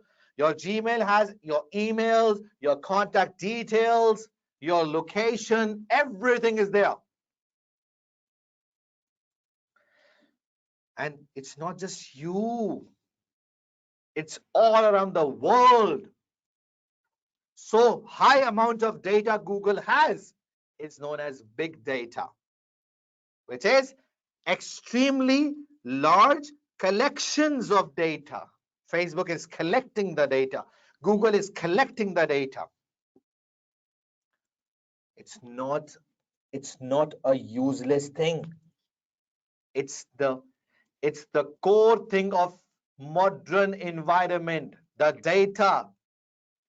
people preferences, what they like, what they dislike, which helps them to analyze, reveal the patterns, trend, associations through which you can understand the human behaviors. Have you ever imagined my Facebook profile will show things of my interest which will be totally different from your interest coming on your Facebook profile? Agreed. Because Facebook is showing me what I want and what is of my interest compared to yours. Understood? So that's big data. Remember, this huge amount of data that Facebook has, that Google has, a supermarket may have, an online business may have, ACCA has so huge amount of data of global students. So a big data is a one in which you will see four things. Previously, it was just volume, variety, velocity. The addition is it's velocity and it's veracity. Veracity. So what's data veracity? So let's understand volume. Obviously, big data includes huge volume of data. I've made it so clear. Pictures, posts, videos, personal information, location. You know, Facebook through the cookies. Though I'm not talking about those cookies, the one that you eat. Through cookies, Facebook can figure out the websites you visit to check your interest and your locations. So huge volume of data is there.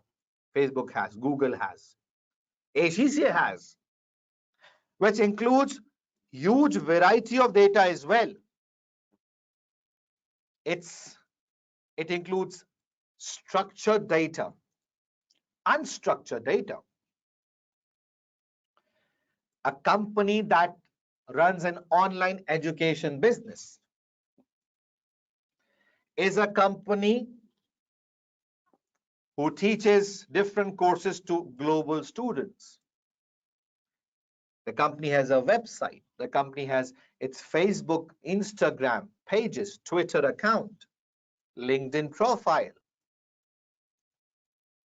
People are asking questions through all the different social media platforms. So much information the company is gathering.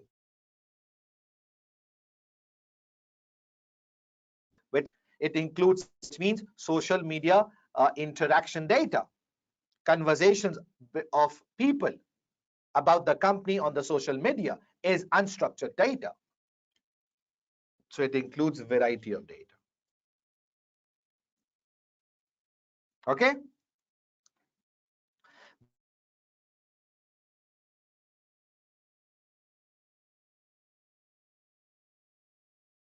Then comes velocity. What is velocity? Speed. Speed of gathering the data, capturing and analyzing the data to take decisions.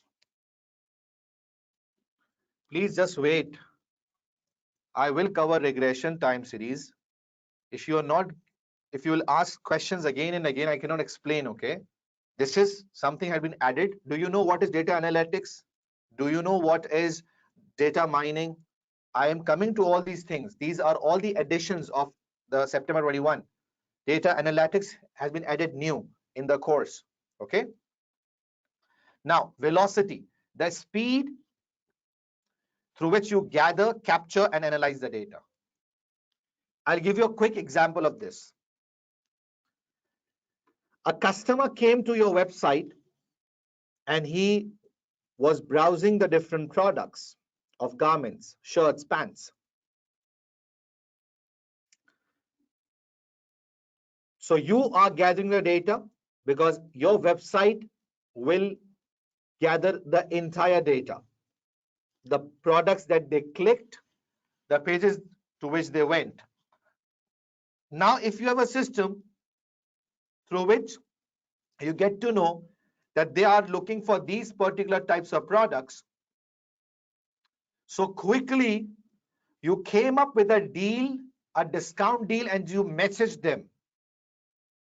Now they are surfing on your website for 5-7 minutes, and after 2 minutes, if you watch that, okay, they are surfing these products, and you send them a quick discount deal, you message them a deal.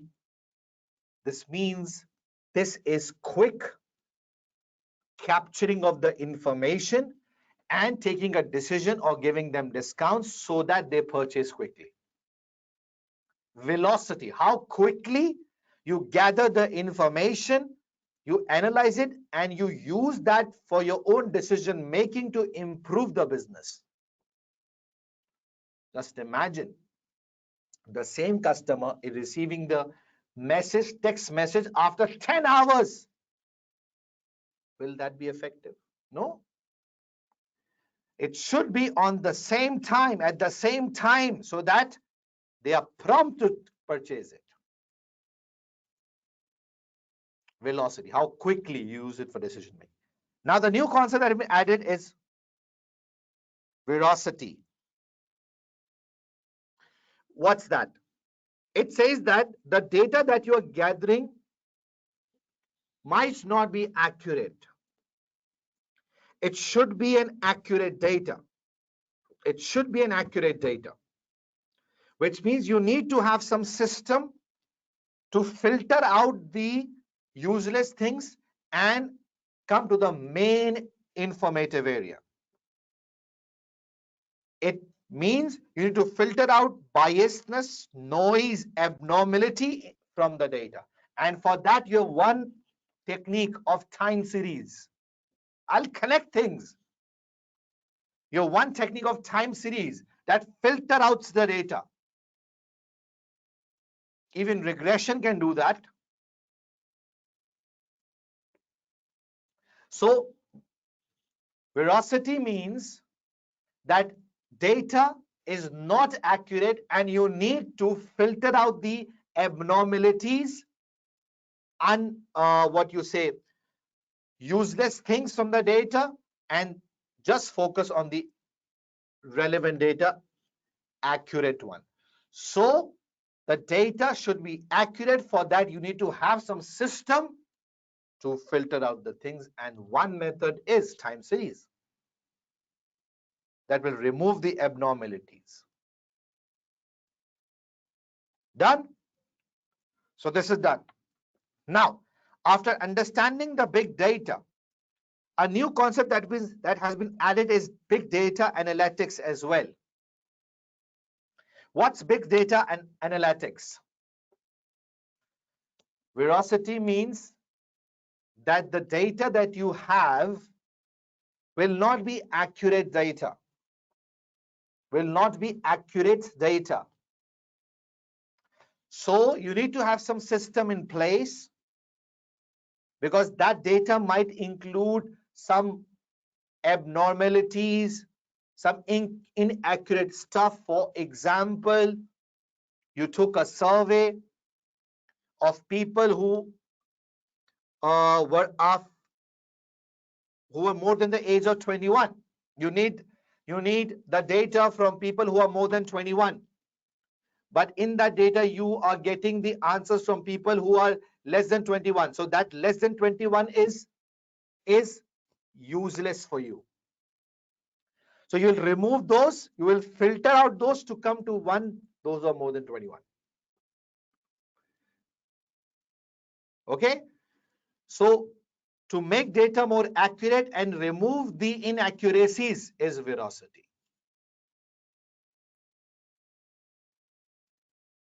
Okay? Now, what is big data analytics? Very important. What is big data analytics?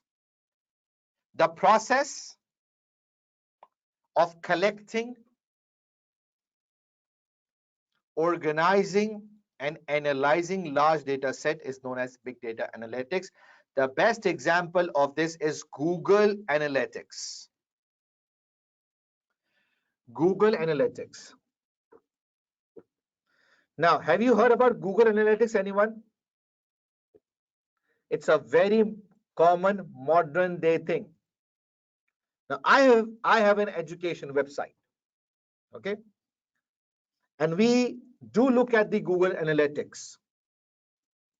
We look that how many visitors are coming from which country to our website.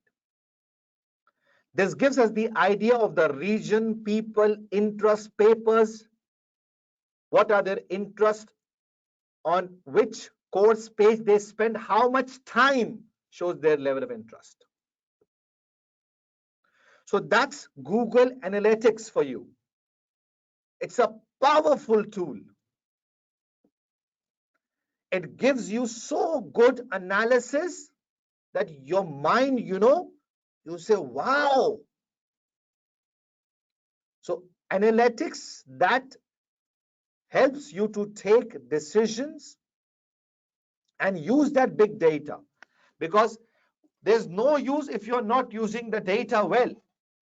So if you have a big data, you need analytics, and Google Analytics does that. It will give you a report region wise, paper wise, time wise, attempt wise. You name it and you get it. Okay? And this involves a usage of a software known as data mining softwares. This is the hidden patterns you get to know by data mining softwares. Again, data mining basically uses the entire data. A quick example. There was a supermarket manager. One fine morning, there were hundreds of supermarkets, okay? So I'm talking about one supermarket. The manager used data mining software, and what data mining did was, data mining found out a relationship between cigarettes and cold drinks. Cigarettes and cold drinks? The software was, data mining software was used and it found out a relationship, hidden pattern of cigarettes and cold drinks. So it basically brought all the invoices in front of the manager in form of a report, and all those invoices, 95% of those invoices were the combined invoice of cigarettes and cold drinks. Surprisingly, all were after 5 p.m. So they got shocked. They said, what is happening, man? All invoices are after 5 p.m. and are the combined invoices. They did the investigation and they found out that the people who are going back to their homes, they stop at the supermarket to have a cigarette, because not everybody is allowed to smoke at home. Maybe your family, kick you. So the last cigarette of the day, you buy from the supermarket, and when you are there for a cigarette, so you may look at cold drinks and you're prompted to buy a cold drink. So that was the story. People were coming to buy cigarette and they used to buy a cold drink as well. So now the manager realized that there's a hidden relationship. So what he did, he changed the layout of that supermarket, and what he ensured was that all the cigarette bars should be alongside the cold drink fridges. So the cold drink fridge and the cigarette bars were kept together, which helped to boost up the sales of cold drinks massively and change the layout of all the supermarkets. Understood? The hidden pattern help you to take a decision to change the layout in such a way that now people will come to buy the cigarette and they will look at the cold drink, chilled, and they want to buy it. Understood? That's the use of data mining. So that's all analytics through the big data. Got it? Understood? Did you like the example? Say yes or no.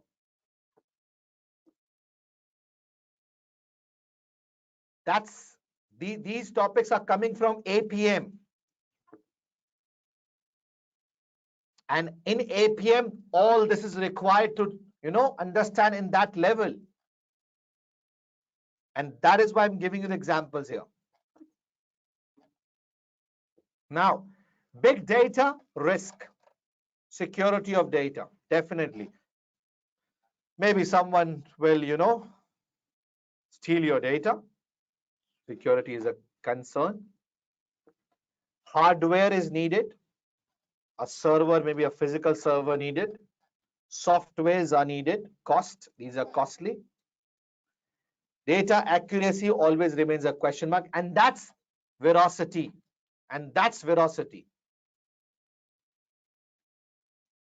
Accuracy. Okay? And skills required to analyze it. Normally, if you don't have the skills, you cannot understand. And to be honest, initially, when I was not into this IT stuff, so I used to get surprised. What is this? What are the trends? I can't understand. With time passing, now I understand in a much better way. So skills are needed. Done? Done with the big data concept that has been added is big data analytics and the concept of veracity. Now, regression and time series. I'm very much surprised, to be honest. I am very, very much surprised, to be honest, when the examiner added the topic of time series and regression. I was not surprised why the examiner included that. I was surprised by the way people were reacting on this addition. And they were like, it's so difficult. What to do for these new man? This is what you have covered in your management accounting paper. Yeah. And don't expect that a big question on big data, on time series will come in the coming attempt. Yeah, you must know what is that. You must know how to apply it. You must know how it will help you in forecasting. Anyways, people were really threatened about it. I don't know why, but let's start. First, I'll cover time series. And I'll give you a recap of that so that if you don't remember what you did in F2, so this webinar will be enough for you. Okay? Will be enough for you. Time series. What is that? Simple. As I mentioned, veracity. Veracity means accuracy is important, filter out the data. So time series will help you in doing this. You have a data, previous data about production cost and units. You have a data of number of salesperson and sales. So many things. So by looking at the historic data, from that historic data, you find out number one, trend. Number two, seasonal variation within the data. Trend and seasonal variation. Okay? So what is a trend? An average line of best fit, I can say. What's the variation? Variation means above or below the average. Let's have a quick idea about this. Using time series, you work out moving averages. Now, please listen, everybody. You work out moving averages. What is a moving average? This is how you find out the trends. Now, for example, this is a data given to you of monthly sales revenue, Jan till December. So it's a 12-month sales data. Now, what I'll do is I can work out 3-month moving average, or I can work out 5-month moving average as well. So let's take an example of 3 months moving average. January, February, March. 3 months. Just add the sales of 3 and divide this with 3. January, February, March. So you get an average here for February. Then what's next? Add the February, March, and April figures and divide that by 3. So you will get the average. March, January, February, March, April average will be March. It's a 3-month moving average, means that the center month will be the average one. Okay, let's look at the example. The example is very much simple in front of you. Is here. January, February, March, add all, divide by 3. This is a 3-month average that you can see falls in front of February. Okay?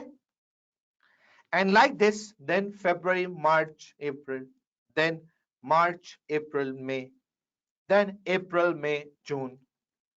And like this, you will continue with this. So first January, February, March, then February, March, April, then March, April, May, then April, May, June. Understanding the point? Add, divide by 3. So like this, you start getting the averages, and these averages is known as trend. Trend.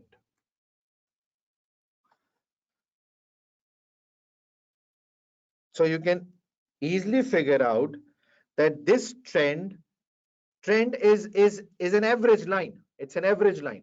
So it is making things very clear. You can see that the trend says that the sales is improving by 2 every month. By 2 every month. So look at the difference. Every 2,000 every month. So the trend gives you the idea that it is improving by 2,000 every month. That's moving average 3-month base. If it's a 5-month moving average, what you gonna do? January, February, March, April, May divided by 5. So you will get the answer for March. Then February, March, April, May, June, you get the average in April. Then March, April, May, June, July, you get average in the month of May. 5-month moving average. Getting my point?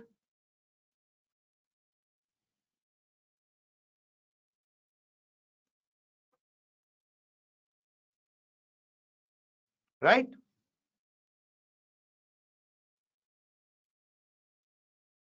Okay. Now, continue working down the data and you will get the trend here. So this is the trend column you have. This is the trend column you have. So you can see another column here that's of seasonal variation now. What's that?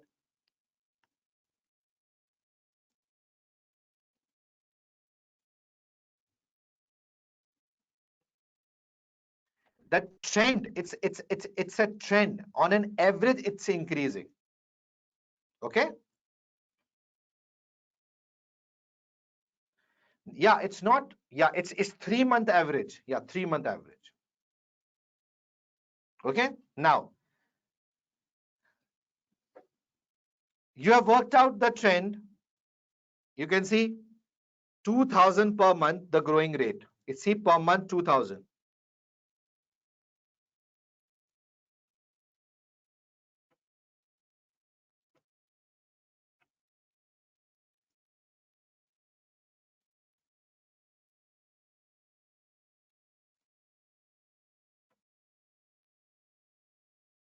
Okay.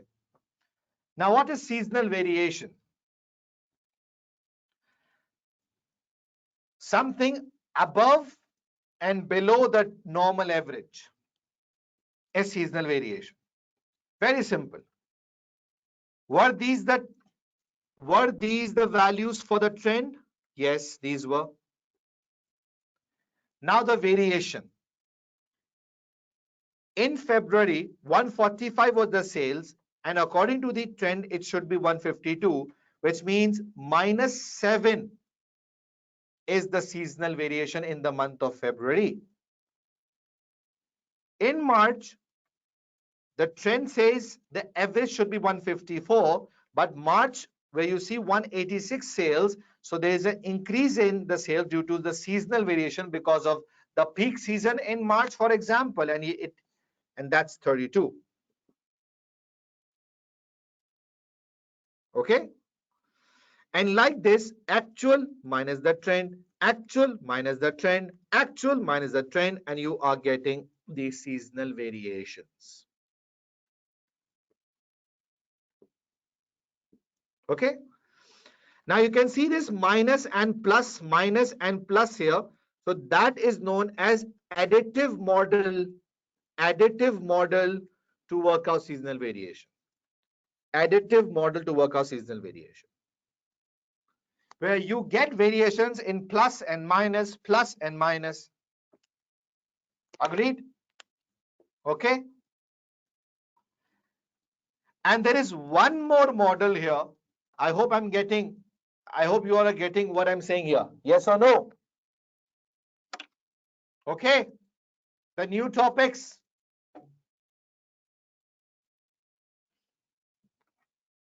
Okay. Now, the other method through which you can work out this moving average, this seasonal, is the multiplicative model. It's the multiplicative model. Now, what is that?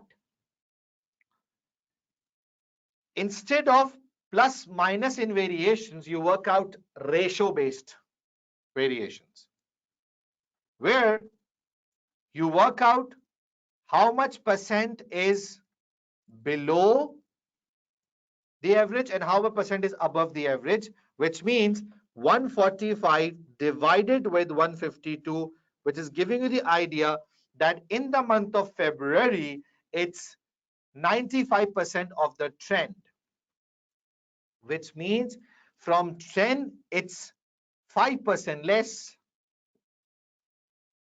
From trend, it's 5% less. But in the month of March, it's 186, which means it's 21% above the trend. 121%, right? 21% above the trend. So more than 20% above the trend, less than 5% above the below the trend in Feb and March. In April, 131 divided by 156. This means 16% below the trend. That is 84%. So that's multiplicative model.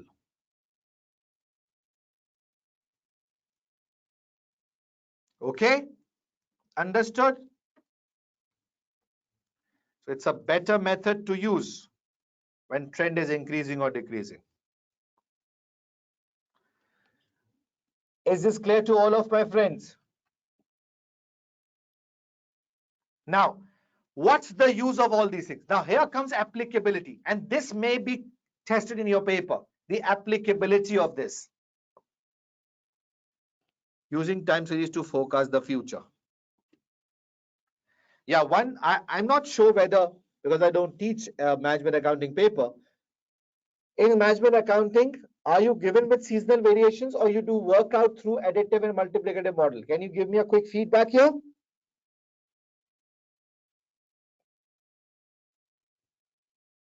Do you work out?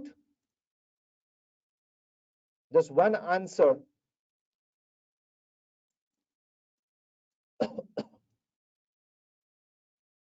Okay, you do work out that. So that's fine. That's fine.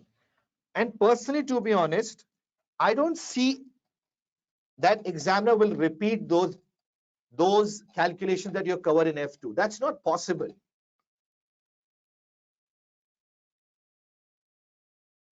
Yeah, using this, your theoretical analysis would work. That okay, by using the time series, the company or there might be a question where they have worked out the moving averages and now you need to forecast or take a decision based on that. Okay. Now, what I was saying here, that what's the use of all this stuff now? It helps you in predicting the revenue. Now you need to work out the revenue for June and July. Okay, June and July. So how will you do? Either it's a additive model or a multiplicative model that must be given in the paper. But let's do this through, for example, additive model. For example, let's forecast for June and July. Can you do this? Yes, you can. So let's go above. Here we are. Now, the data that was given to you was 20x2. Now you have to predict 20x3. So the last trend is 70, and you see an increase in the trend by 2000 every month. So if you want to predict for June next year,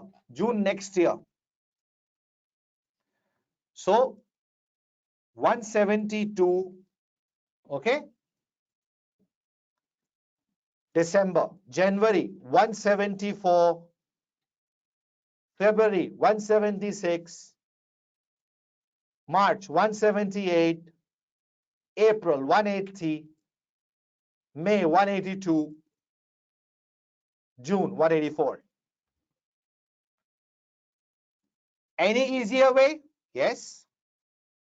Just count the months. December, January, February, March, April, May. Okay? And June. 7 months ahead. 7 months ahead, right? 7 months. So 2000 every month into 7 makes 14,000. So from current 170,000, add 14,000, this makes up to 184,000. So the trend will be 184,000.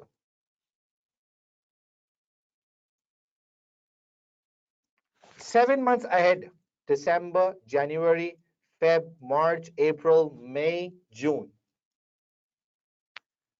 Okay, what about July?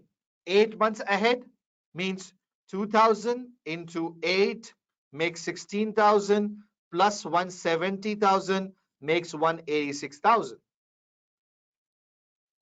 Clear?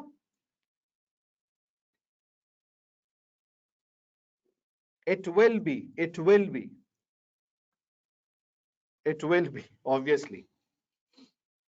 This shows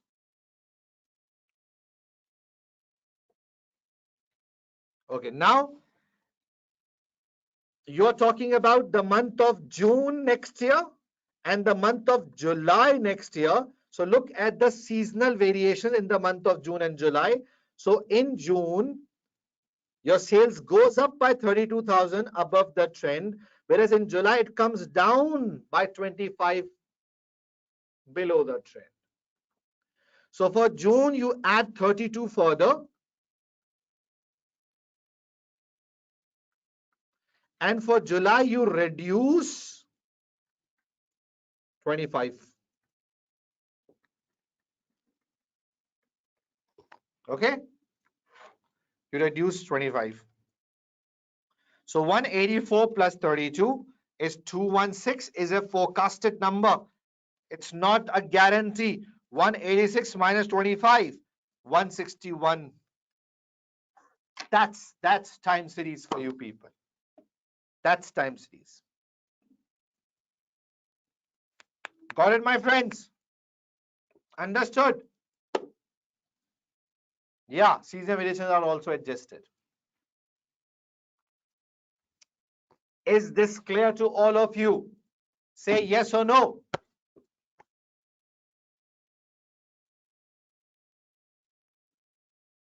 What's the question?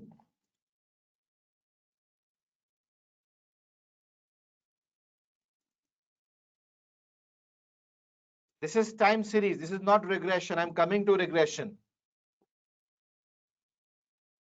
I'm coming to regression, my friend. Let me complete this first. Now, what you want to understand, just tell me, please. What you want to understand? Which point is not clear?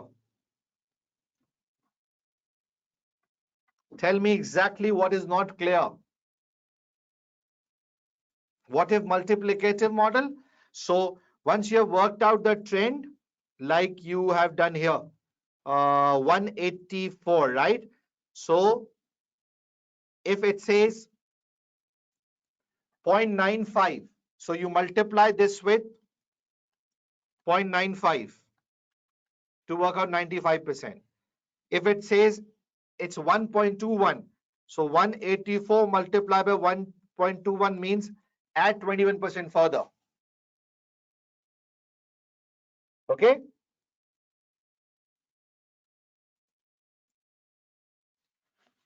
Yeah, you can expect. What's the third column? So this is the total of all these three. Divide this with 3 and you get this 152.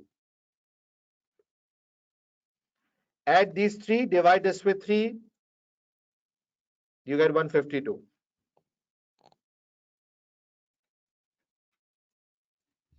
Yeah.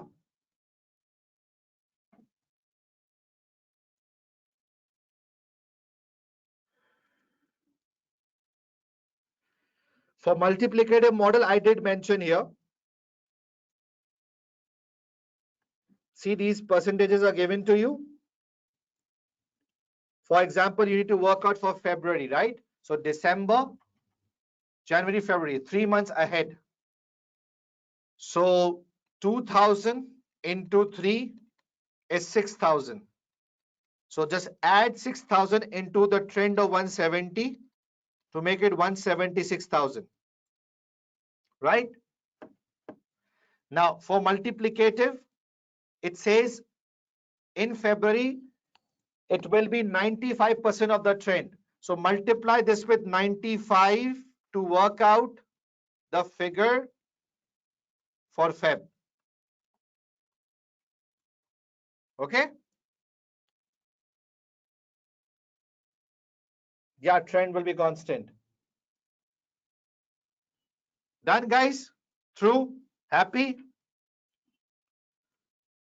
Understood?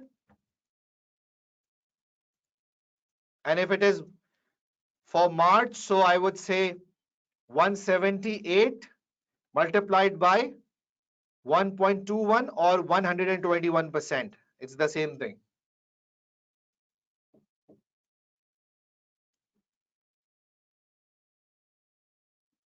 Okay, done? Everyone, give me the confirmation. Understood? Because it's for March. December, January, February, March, 4 months. Okay, 178.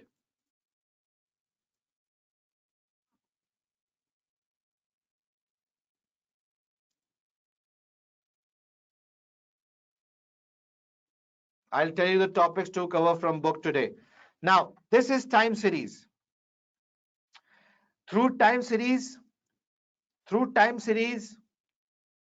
you listen. Through time series, you find out the trend and variations that helps you further in forecasting. One more thing I need to add here. We worked out the 3 months average, which is Jan, Feb, March. Odd number it was, right? So I'll add Jan, Feb, March, divide this with 3. So I get the average here, and that is for Feb. Okay, this was the case. So you just saw above for a 3-month average, you just saw that the trend was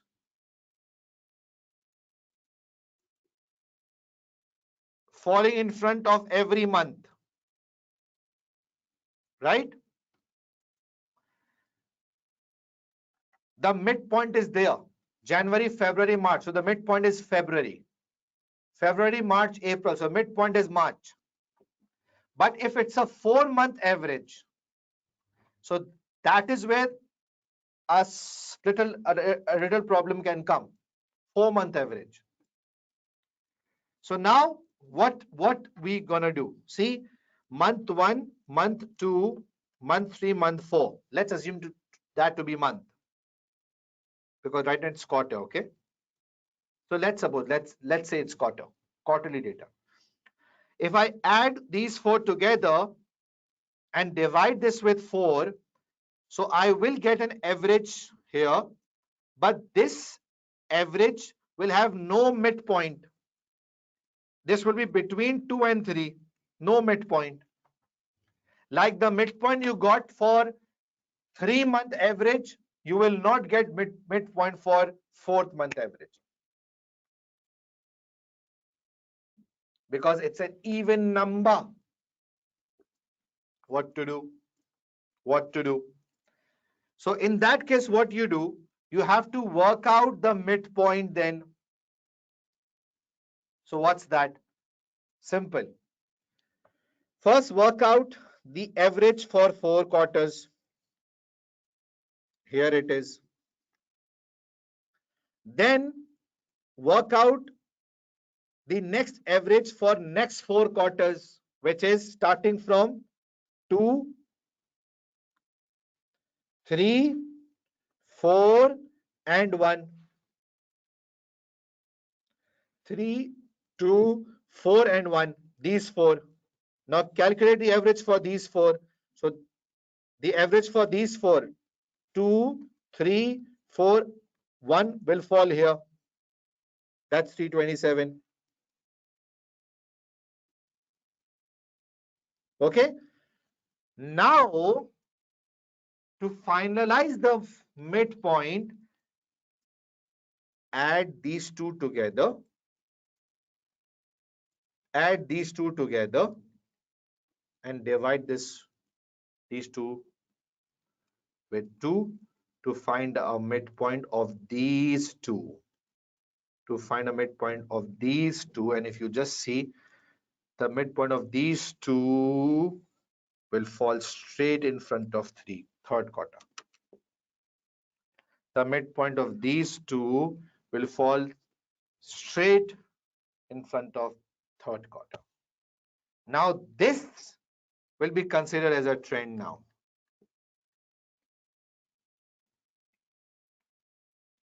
So for even numbers, you need to work out the midpoint, then you get the trend. And like this, you will continue at least for 3 to 4 further ones to get the idea of the trend. So the next 4 would be what? Tell me. So what will be the next four?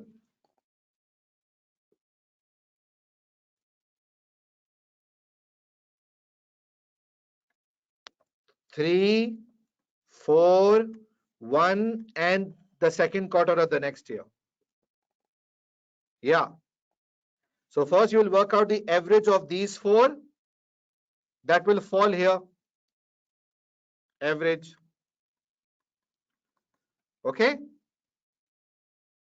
That will fall here. And then what you'll do?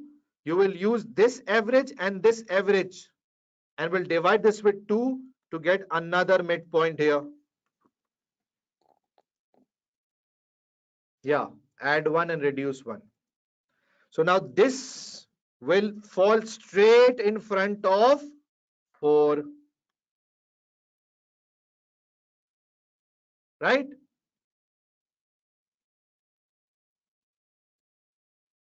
Got it, everyone?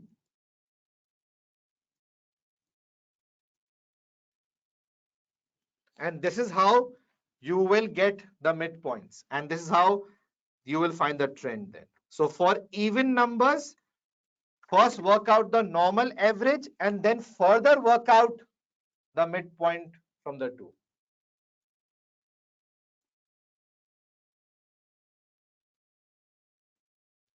It's again the time series we are continuing. Yeah, still continuing with time series. Yeah. First, I told you about 3 moving averages. So for odd number moving averages, it's not difficult. For even number moving averages, like 4 quarters in a month, or sorry, in a year. So you need to work out further midpoints for that. Through, guys.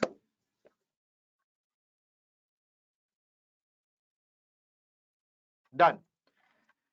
So now coming towards the positive and negatives, I'll share all this 5 days content and the 5 days slides with you on my Google Drive. I'll share the link of the Google Drive in the WhatsApp groups. Don't leave the group today or till the exam at least. Don't leave the group.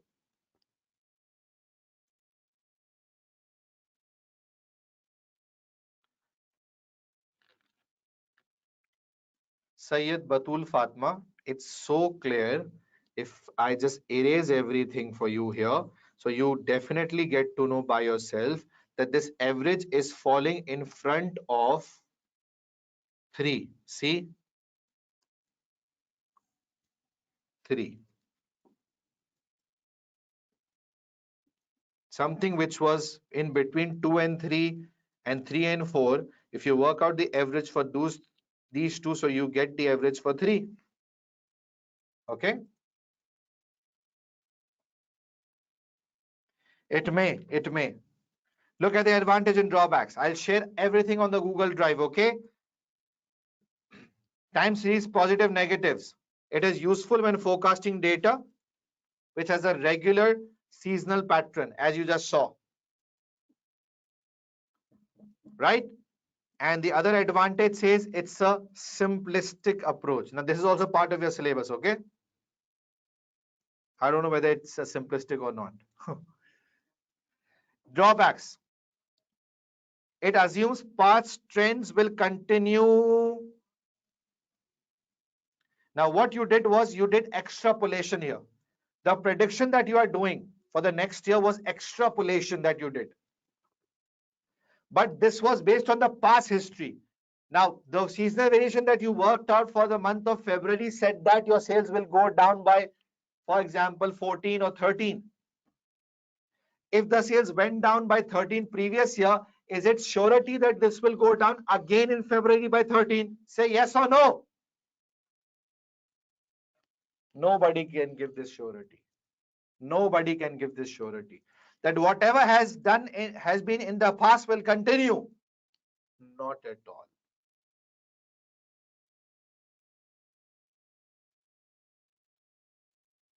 Okay? So historic information may not be valid.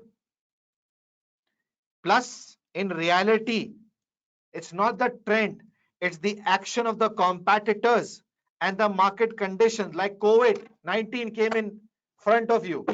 Now look at the trend of 2018, 17, 16, 15, 13, 12, 11, 10. All these past year are totally different after 2019. Agreed? Because of COVID-19. Your past trend is giving you a complete different message. And what has happened in the future, nobody knew it. What's going to happen when COVID will be there?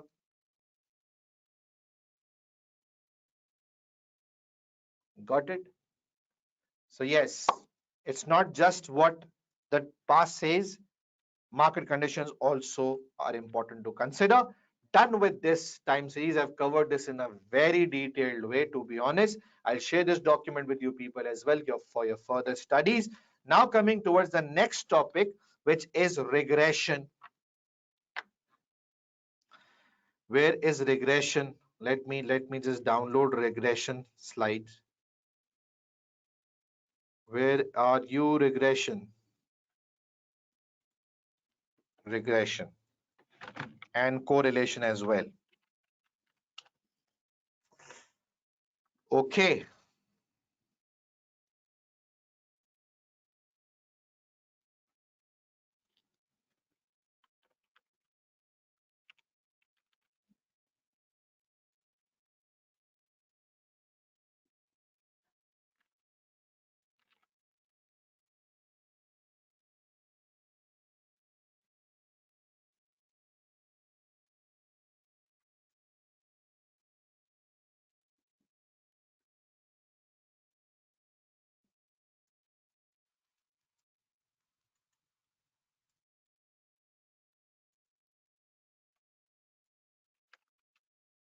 Just wait, please.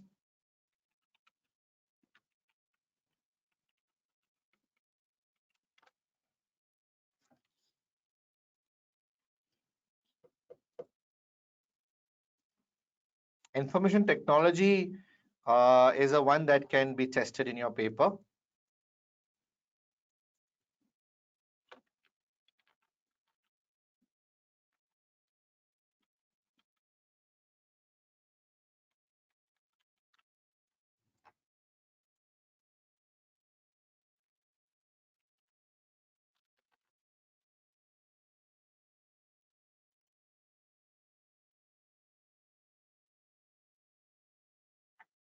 Okay, now coming towards the next one is regression.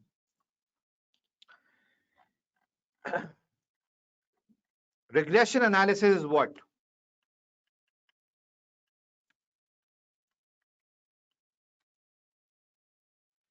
Regression analysis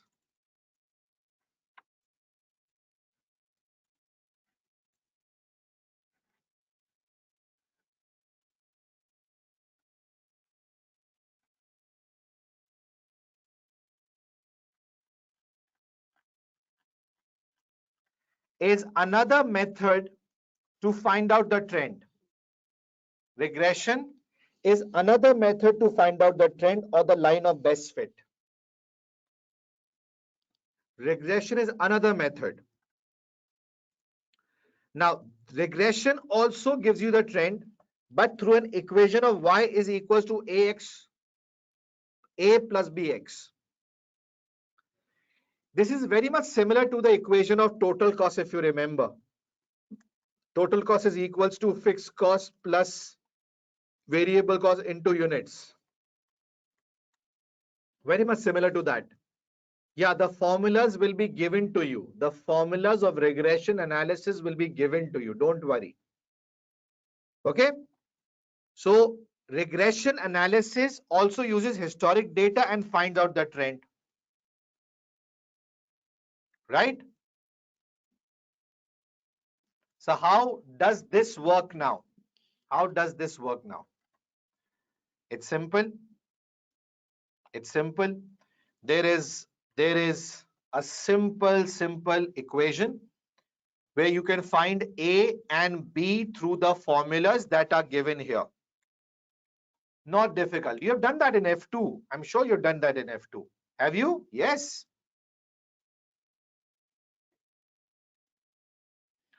So you will find out A and B through the formulas. Now it is useful once again, you have a data of units and total cost. So one is an independent variable and second is a dependent variable. So X is independent and Y is dependent. I'll share, don't worry, I'll share. So you can see the quarterly data, for example. Okay. Now the best way, I think if this comes in a spreadsheet, so you need to use spreadsheet in that case. And what I feel is if you're given with two things like X and Y, the formula will be given. So formula requires you a lot of things like this is submission. You know that, right? Submission X, sum of X, sum of Y, sum of X and Y, sum of X squares. Okay. So it requires a lot of stuff. So for that, what you can do is that you can make a table. Units is independent. Whatever is independent is X. Whatever is dependent is Y. So you have one column, two column. These are given in the paper. The next three you can make by yourself. Like multiply this to work out XY because this will be used in the formula above. Make a column for X square. Just make X square. Just make Y square.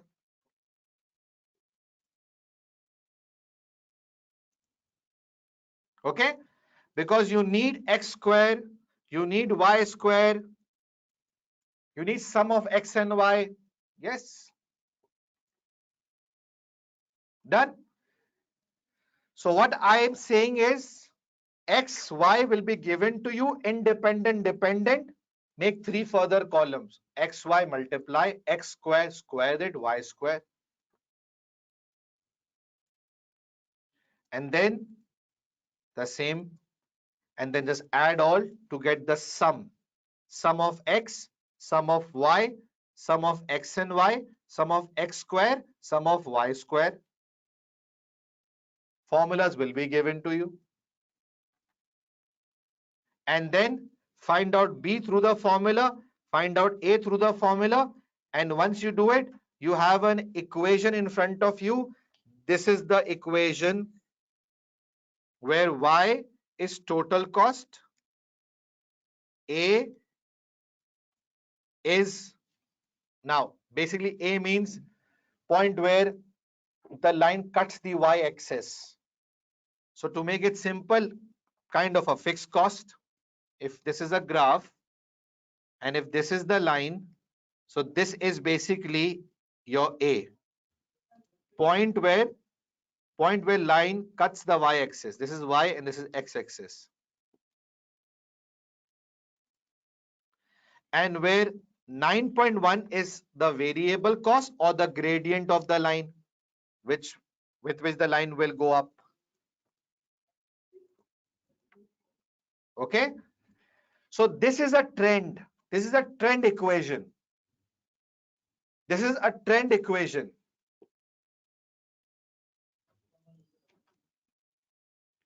This is a line through which you can understand the trend. Or I would say line of best fit. See, if this is a scattered data, so the trend is this line. So this line, this equation is representing this line. This equation is representing this line of best fit, the average one. So if this line is represented by this equation, as I said, this means you can extrapolate the line and predict anything in the future. Okay? Done, guys? Now, if you want to forecast for 80,000 units, so what you're going to do? fixed cost, for example, is this one. Variable into 80,000 units will give you a total cost of this one. That's extrapolation I did.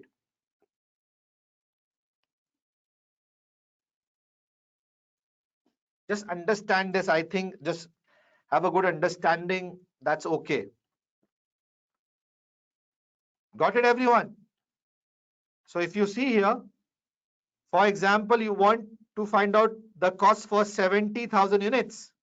So just extrapolate the line and you can estimate the cost for 70,000.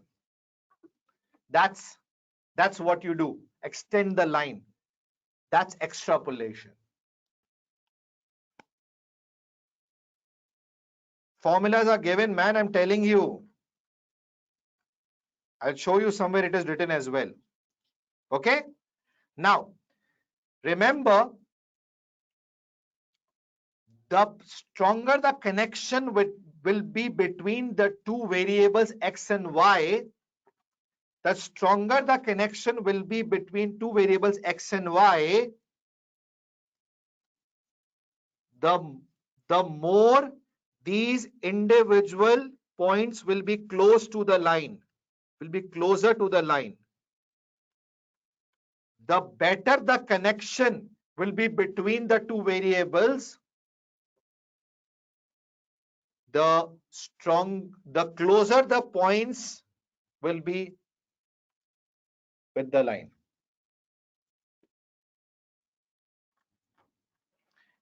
The syllabus says explain and apply. So maybe calculation. Now, so to find out whether the relationship between units and cost is stronger, you have a concept of correlation. As I said, if the relationship between two is high, so all the points will fall on this line. Otherwise, will be close to the line of trend or average. The question will state regression analysis. Simple. Like the one you listen, it may come like this as well. You use high-low method to separate variable and fixed costs, right? So maybe a question might come to separate variable and fixed costs using regression analysis. Very likely to come in the paper, regression analysis. So you will find out the value of A and B through the formula. A will be fixed cost and B will be variable cost. So now it's not just high-low that can come. Regression can also come. And it will be mentioned there. Okay. Now, so what is correlation? Correlation is something that tells you the connection between the two variables. Like units increases, cost will increase. So when there is a direct relationship between two variables, as one increases, it forces other to increase. That's the positive correlation between two variables, like units and cost.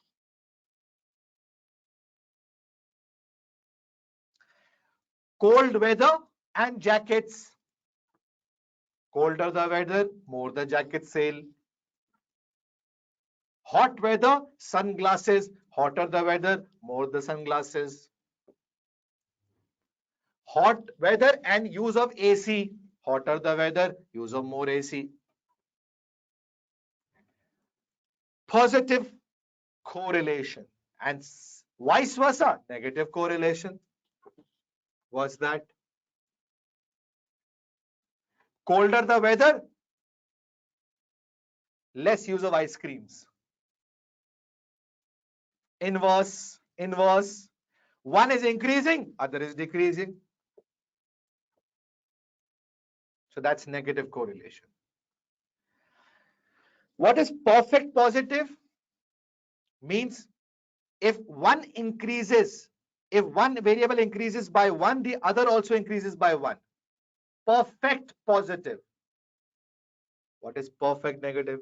If one increases by one, the other decreases by one. Same proportion. Same proportion. perfect negative. So let me tell you, the correlation answer will lie between -1 and 1. If it's -1 answer, it's perfect negative. If it's +1 answer, is perfect positive. If it is in between these two, it's partial correlation. Partial correlation. Okay? So we find out correlation through a formula, and this will be given to you in the paper. Sir, how we gonna use this formula? Again, by the same calculation that we saw above.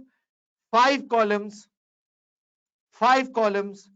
x, y, xy, x square, y square. Through the same 5 columns, you can work out. You can use this formula. So if your answer is -1, it's perfect negative. If it's +1, it's perfect positive. And if it's in between, it's partial.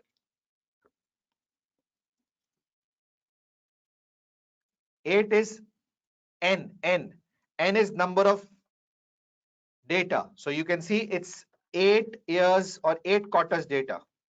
1, 2, 3, 4. 1, 2, 3, 4. That's 8. Okay? Rizwan Maniya has all the answers. Don't worry. Right? So if the answer is close to -1, not 1, close to -1, strong negative. If the answer is close to +1, strong positive. Okay? Yeah, remember, a 0 answer is no correlation at all, no connection at all. 0 correlation. Okay? No correlation. And if the answer is closer to 0 from negative side or positive side, we say weak negative correlation or weak positive correlation. Okay? It's correlation. The formula. What is coefficient? Correlation coefficient. Whatever answer you got for correlation, just square it. So this will become coefficient of determination. This will become coefficient of determination. Now, few minutes are left. Be with me. If the answer of R is 0.965, so it's closer to +1, it's strong positive correlation. Agreed? It's strong positive correlation. If you square this, the answer is 93.1%. You represent this in terms of percentage, okay? Coefficient of determination we represent in terms of percentage. So the answer is 93.1%. What it is? It tells you how much Y is dependent upon X. How much Y is dependent upon X. Which means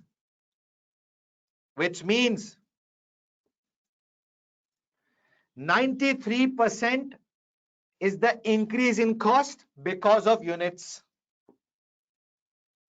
So if units change, 93% change is because of units.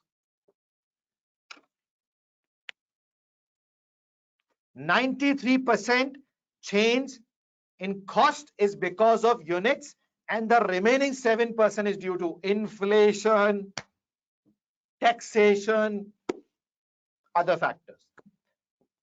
inflation, taxation. So coefficient of determination indicates how much percent Y will change because of X.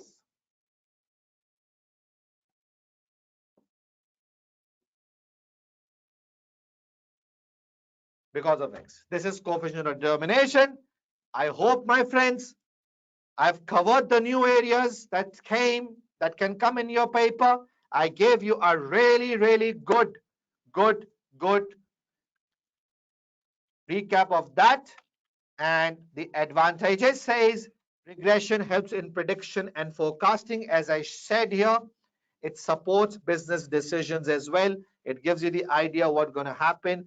And keeping that in mind, you can take up the future business opportunities in the market and can take the decisions. But it's a complicated and a lengthy procedure. It doesn't consider COVID-19, correlative factors. It's all historical based. Doesn't consider the qualitative factors. The health, people are getting sick. Your past result says that your sales will go up and people are getting sick. It doesn't consider qualitative factors. And yes, again, it assumes that the relationship identified by the historical data will remain the same. Always the cost will change by 93% because of units. That cannot be the case every time. Okay? So that's it. From my side, I made everything clear. Promises fulfilled. Listen very carefully the next plan now. Watch all the 5 days if you haven't. Available on ACCA Youth Vimeo channel. I'll share the link on the group. $1,000,000 plan. Now I'll share tomorrow through my Google Drive with all the 5 days handouts. Don't leave the group, otherwise I will not be responsible for that because lots of new things will come. Webinar has ended, but support will never end, even after the exams. My revision, grand revision, I'll share the details of that in the group, so be ready. Few chapters to read from the book. I'm showing you the book slide here. This is the BPP book. If you have to read this chapter 1, read this chapter 2, minimum ones, okay? You have to read chapter number 10. You have to read chapter number 15. You have to read chapter number 18. Chapter 1, chapter 2, chapter 10, chapter 15, chapter 18. Okay?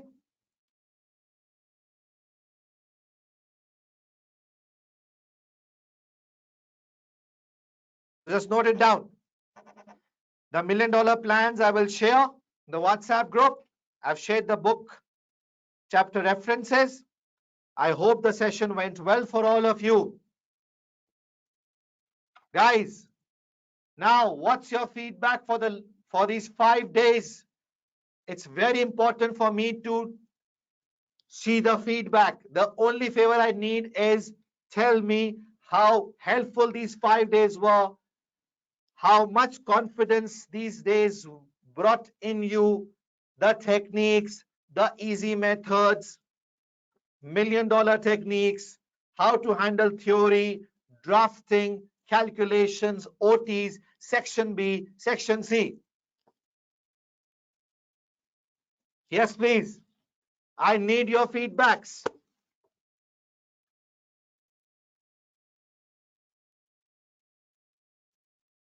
Are you satisfied? Was it worth it? Do you think I should carry on with these?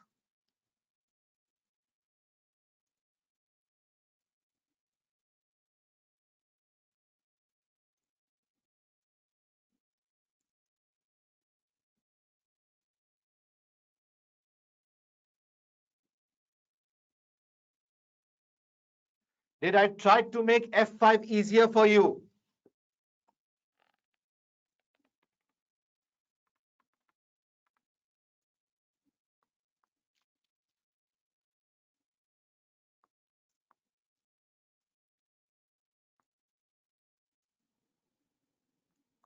Please share your feedbacks, everyone.